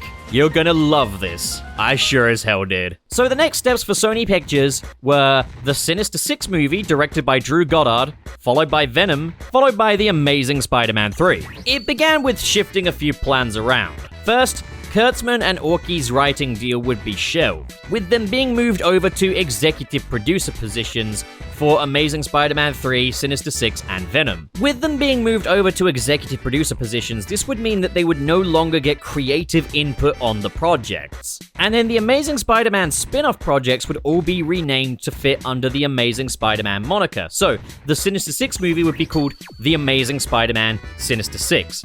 Venom would be called The Amazing Spider-Man Venom, even though The Amazing Spider-Man is not the main character of these films. So a few possible entries into Spider-Man's new cinematic universe that were workshopped under the Amazing Spider-Man banner included a Kraven the Hunter solo movie, 2 Spider-Man 2099 movies, the first one being a time travel movie going back to war times, with the sequel focusing on him returning to 2099, The Amazing Spider-Man Black Cat, The Amazing Spider-Man Carnage, featuring Emma Stone as Gwen Stacy returning to become Carnage, and then this would all lead up to their own Avengers team-up event, with Carnage, Venom, Spider-Man 2099, Black Cat, and Spider-Man all teaming up in one movie. So this being kind of, the Sony Avengers. There would also be Amazing Spider-Man Jackal, and Amazing Spider-Man The Clone Saga. We also had a potential casting list for Sony's Spider-Man Cinematic Universe. And going by this, the Sinister Six would not necessarily reflect the teased lineup during the Amazing Spider-Man 2's end credits,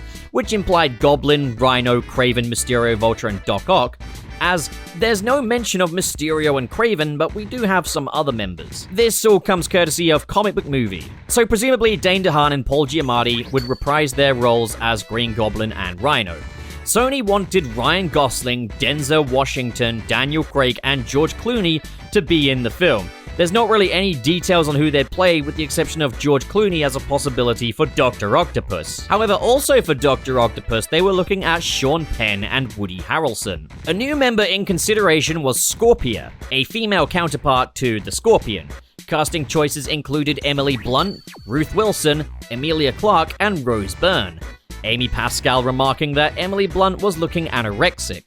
Yeah, Amy Pascal has an incredibly callous way of talking about her collaborators, including calling Kevin Hart a Sandman was workshopped to be a part of the team too, serving as the comic relief character. Potential names considered were Danny McBride, Chris O'Dowd, Sharlto Copley, Joel Edgerton, Jason Clarke, and Michael Pena, who I guess would have to have some kind of deal with Marvel Studios given that he was already playing Louis in the Ant-Man movies. Colin Firth was considered for Vulture, and Channing Tatum was the frontrunner for Venom. As for plot details, the Sinister Six movie would see Spider-Man approach the Sinister Six for help in fighting a new villain, Venom. However, Spider-Man's first encounter with the Sinister Six does not go too well. Now, bear in mind it is a writer's job to take these producer notes and make them work, because as it currently stands, Amy Pascal's idea here is laughable. So, Spider-Man approaches the Sinister Six in a new black suit. The Sinister Six laugh at Spider-Man's new black suit, causing Peter to cry, take it off, switching back to the red suit, and all of this would result in a climactic team-up between Spider-Man and the Sinister Six against Venom. So again, as bad as the storytelling in Sony movies can be, I don't think there's any chance that that would be the reason why Spider-Man would ditch the black suit. Now, Spider-Man will have gotten the black suit from Venom rather than the other way around. The Venom movie would then focus on Venom going up against Carnage. Carnage, who is not serial killer Cletus Cassidy, but homeless guy Cletus Cassidy, who I guess gets the suit from the black-suited Spider-Man and takes on the Carnage moniker as it is a reflection of all of the carnage that exists in the world. So, from the sounds of it, the Spider-Man appearances in Venom and the Sinister Six would be strictly Spider-Man, not necessarily following Peter in any sense. We'd pick up his story in The Amazing Spider-Man 3, where we'd see some of the unused concepts from The Amazing Spider-Man 2 finally come into play. So this information here comes from Ryan Unicum, director and producer of the Seven Friends, George Miller's Justice League documentary. So Peter would attend group grief counseling, and this is where he would meet Mary Jane Watson, who would go on to become the new love interest. Norman Osborn's head was being preserved in a jar, hinting at a possible resurrection, and Norman becoming the Green Goblin as the villain for this film. Sony, what if I told you there are more Spider-Man villains than the Green Goblin? Now, this next piece of information about Amazing Spider-Man 3 comes from an interview with Denis Leary. Denis Leary was signed on to return as Captain George Stacy in The Amazing Spider-Man 3 for a big comeback, as Peter would be working on a new regenerative formula to bring back his loved ones. This would possibly lead into Sony's plans for Gwen Stacy to become Carnage in their universe, I guess taking up the mantle from Cletus Cassidy. And then The Amazing Spider-Man 4 would be an adaptation of Kraven's Last Hunt. There were also talks of an Aunt May prequel spin-off movie. This would be an espionage thriller taking cues from the Marvel comic Trouble, which was released back in 2003, a mini-series that revealed that Aunt May was actually Peter's biological mother, as she ends up pregnant as a teenager thanks to Richard Parker, but decides to let Richard and Mary raise the baby Peter on their own, and keep it a secret that she was Peter's biological mother.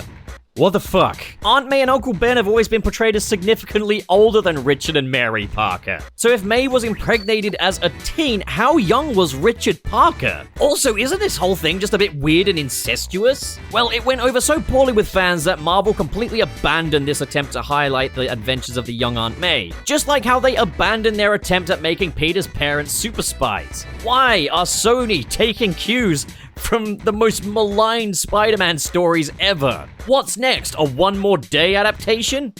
Oh hey, would you look at that? I'm guessing they weren't gonna follow the Trouble book religiously. I would certainly hope not anyway. How the hell do you mark an Aunt May movie anyway? Sony, you're overcomplicating things so badly. Just make a Spider-Man movie. Just get back to the basics. That's all anyone wants. Bottom line, it was a shit show. All of this born out of The Amazing Spider-Man back in 2012? A film that just wanted to tell a story about Peter Parker finding his purpose in life. The Amazing Spider-Man as we knew him was effectively dead and buried. Like, the retrofit from The Amazing Spider-Man 2 ain't kidding. This is unrecognizable at this point. At this time, Sony were firmly against any kind of shared deal between themselves and Disney, with Amy Pascal responding to Kevin Feige's suggestion of a crossover in a hostile manner, as she stated in the New York Times that she might have even thrown a sandwich at him. This is a professional. This is what industry higher-ups are like, people. Amy Pascal, ladies and gentlemen. Admittedly, though, she was under a lot of pressure to figure out a future for one of the most hot-ticket IPs that the company had. And so, she eventually came around and a Spidey Summit was held in early 2015, with her, executives, Doug Belgrad, Michael Linton, Stephen Birch, and Michael DeLuca, as well as Avi Arad, Matt Tolmach, Kevin Feige, and Louis Esposito. This summit would determine the future of Spider-Man, whether the license would be sold to Disney, shared between Disney and Sony, or held by Sony entirely. Amy Pascal and the executives had compiled a series of ideas to present during the summit, including Emma Stone returning for a Carnage movie, Andrew Garfield signing onto a 5-picture deal, Dane DeHaan signing onto a 3-picture deal, a $1.5 billion deal to sell the film rights to Spider-Man wholesale to Disney, possible additional deals, Marvel Studios taking Spider-Man in exchange for 2 other Marvel properties. Sony were thinking of Thor and Daredevil. Imagine that. Imagine a Sony Thor movie. Now, I don't know if the live-action Spider-Man movie rights are different from the animated version's rights, but one idea noted down was to sell the film rights, but make The Amazing Spider-Man 3 into an animated film starring Andrew Garfield voicing the character. Other ideas were the Sinister Six split into 2 parts under the Amazing Spider-Man heading, aiming for $2 billion at the box office. Their plan to achieve this was to, and I quote, utilize exciting and dramatic special effects. Other plans were to possibly revive the Sam Raimi Spider-Man series with a Spider-Man 4 directed by Sam Raimi starring Tobey Maguire and Kirsten Dunst.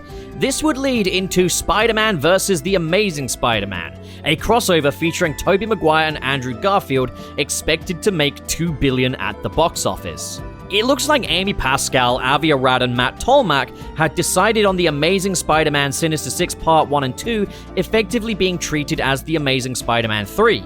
Venom would shift its slated date to 2018, the same year as Amazing Spider-Man 4 Part 1, with Part 2 releasing in 2019.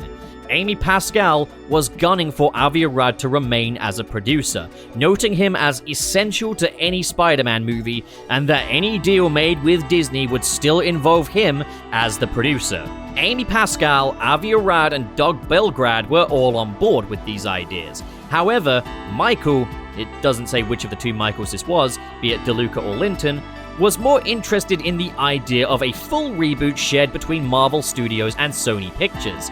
Spider-Man would appear in Captain America Civil War and Avengers Infinity War, while Sony would produce a solo movie to release in 2017, along with a sequel in 2019. Dylan O'Brien was the desired actor for Peter Parker, with the series starting in high school. Sony Pictures would get the final creative say. Marvel Studios would co-finance the films. In exchange, Marvel could use Spider-Man. Another piece of leverage was that Sony wanted to win back the TV show license for Spider-Man as well, which I'd be in favor of because, like, the Disney Spider-Man cartoons so far have sucked absolute donkey dick, while the Spectacular Spider-Man remains goated to this day. The price for a Spider-Man license deal wholesale was up to $5 billion based on the size of the IP. So, the ideas are presented to Kevin Feige and Louis Esposito, and Kevin Feige is not impressed. The deals are too one-sided. The prices are too high. The least Sony are willing to accept for the rights to Spider-Man is $3 billion. The most Marvel are willing to pay is $2 billion. Sony agree to that, but on the condition that they still partially own the franchise. And so, a final deal was on the table. Spider-Man would appear in Captain America Civil War, played by Andrew Garfield. The Amazing Spider-Man 3 drops in 2017, produced by Avi Arad and Sam Raimi, with the Russo brothers directing. Marvel Studios would be allowed to recast everybody except for Andrew Garfield as Spider-Man. Spider-Man would then make 2 more appearances in MCU crossover films before The Amazing Spider-Man 4 would be released in 2019. Then in 2020, Spider-Man vs. The Amazing Spider-Man starring Tobey Maguire and Andrew Garfield. Then after this, for the small sum of $2 billion, Spider-Man would belong to Marvel Studios forever. But obviously things didn't quite work out that way, as Andrew Garfield would not return as Spider-Man for Sony and Marvel Studios' collaborative efforts. So, Andrew Garfield. He was meant to be attending a lavish Sony conference in Brazil. Shareholders, executives, higher-ups, where he'd be unveiled as Spider-Man, the face of Sony Pictures, their big cash cow. But, according to Amy Pascal, at the very last minute, Andrew Garfield had cancelled because, and again, this is according to Amy Pascal, someone who does not live in the real world, Andrew pulled out because he had a scruffy beard and wanted to be left alone. There are different reports about why Andrew Garfield backed out. There are Pascal's report that he's just a scruffy guy. There are reports siding far more with Andrew that he took a fan to Disneyland or something. And then there are reports that he was just sick. But Andrew Garfield made sure to clarify that he was not trying to sabotage his career as Spidey. With this though, Andrew Garfield was fired as Spider-Man, and so plans reshuffled to the other option. A brand new Spider-Man, possibly Dylan O'Brien, back in high school. And with that, the Amazing Spider-Man franchise was officially dead. And like a Russian doll out of the corpse of the Amazing Spider-Man came a brand new one. And Sony were determined to get this one right, providing Marvel Studios with a character integrity obligation document, stating that this new Peter Parker could not torture, kill, smoke, sell drugs, or abuse alcohol unless he was wearing the black suit. Just imagining the black-suited Spider-Man dealing cocaine. However, he absolutely could not have sex before the age of 16, or have sex with anyone under the age of 16. Yeah, that tracks. And this one is very important. He cannot be homosexual, unless Marvel wants him to be. He also had to be white. And so our new, definitely not gay, possibly a drug dealer when wearing the black suit Spider-Man was born. And the rest is history, folks. And so the era of Sony live-action Spider-Man movies comes to a close. And what have we learned? Sony were never going to recognize and return to what made The Amazing Spider-Man 1 great. Whether Andrew Garfield had stayed on or not, this was just how it was. This was a constantly changing character. I'll say this, splitting movies into multiple parts wasn't actually an awful idea, given how The Amazing Spider-Man 2 absolutely suffered from an abundance of story. What also just strikes me as bizarre, though, is how, Sony will do these drastic reboots without getting in any new blood. The Amazing Spider-Man was produced by all the same people that produced the Sam Raimi trilogy. Heck, Alvin Sargent was the writer of The Amazing Spider-Man, and he wrote for Spider-Man 2 and 3. Not only that, Sony wanted Sam Raimi to produce The Amazing Spider-Man 3? I can't see that happening. But also, if you're gonna do these big, ambitious reboots, it surely makes a ton of sense to get new blood in. But that's just kind of how Hollywood is. It's all about reputation. It's all about what worked before. And to be fair, I still think The Amazing Spider-Man 1 was an excellent film. What's funny to me, though, is that the Spidey Summit email ended up being kind of prophetic. And now, yeah, Sony's plans did come to be. We got a Venom movie. We got 2 of them. Kraven the Hunter is getting a solo film with Aaron Taylor-Johnson in the role. Sony does still appear to be building up to a Sinister Six for their movie universe. Spider-Man movies did release in 2017 and 2019, with Spider-Man returning to high school. The plans for an animated Amazing Spider-Man 3 weren't too far off base, as we are now getting animated movies with the Spider-Verse films. And albeit a year later than Sony had originally hoped, we did get a Spider-Man movie featuring Tobey Maguire and Andrew Garfield appearing side by side. It's crazy what these little documents revealed to us. And what have we learned? Uber-rich movie producers are not normal people. Jesus Christ. The Amazing Spider-Man series, you funny little franchise. You started off so strong with The Amazing Spider-Man. The Amazing Spider-Man was a real contender. It's fully understandable why it is in the conversation surrounding what some of the best Spider-Man movies are. You can see why this film speaks so much to people. It's a film about people, it's a film about purpose. And The Amazing Spider-Man 2 showcased that they were kind of losing track of that, and these emails just reveal they were too far gone. Whether or not you like the Spider-Man movies that we're getting now, I feel like they are at the very least better and have a clear idea of what they want to do than what Sony were presenting in these emails here. The time between The Amazing Spider-Man 2 and the inevitable reboot was a really dark time for this character. So they really needed to bring it home if they were going to get Spider-Man back on his feet. So next time, we'll be talking about the beginnings of the MCU Spider-Man, from Captain America Civil War to Spider-Man Homecoming. I'll catch you there. If you want your name in the credits of my videos, you can do so for as little as $1 a month via Patreon, as well as getting additional content. But for now, a special shout out goes to the patrons in the $10 tier. Their names are Kale Bennett, That Jordo, King K, Legendary Ray Ray, Dr. SP here with your PSA for the day. Yes, I'm a real doctor. You can't prove anything. Sergio, Cyrus the Skeptic!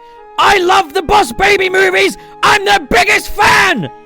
And of course, then in the $5 tier and above, we got Broski, SSS06, Dazzle Fizzle, and Council of Geeks. Thank you guys so much for your generosity, and thank you to all of you watching. If you enjoyed this video, be sure to subscribe, hit the like button, comment below, we'll discuss, and until the next time, you guys have a great day. Farewell!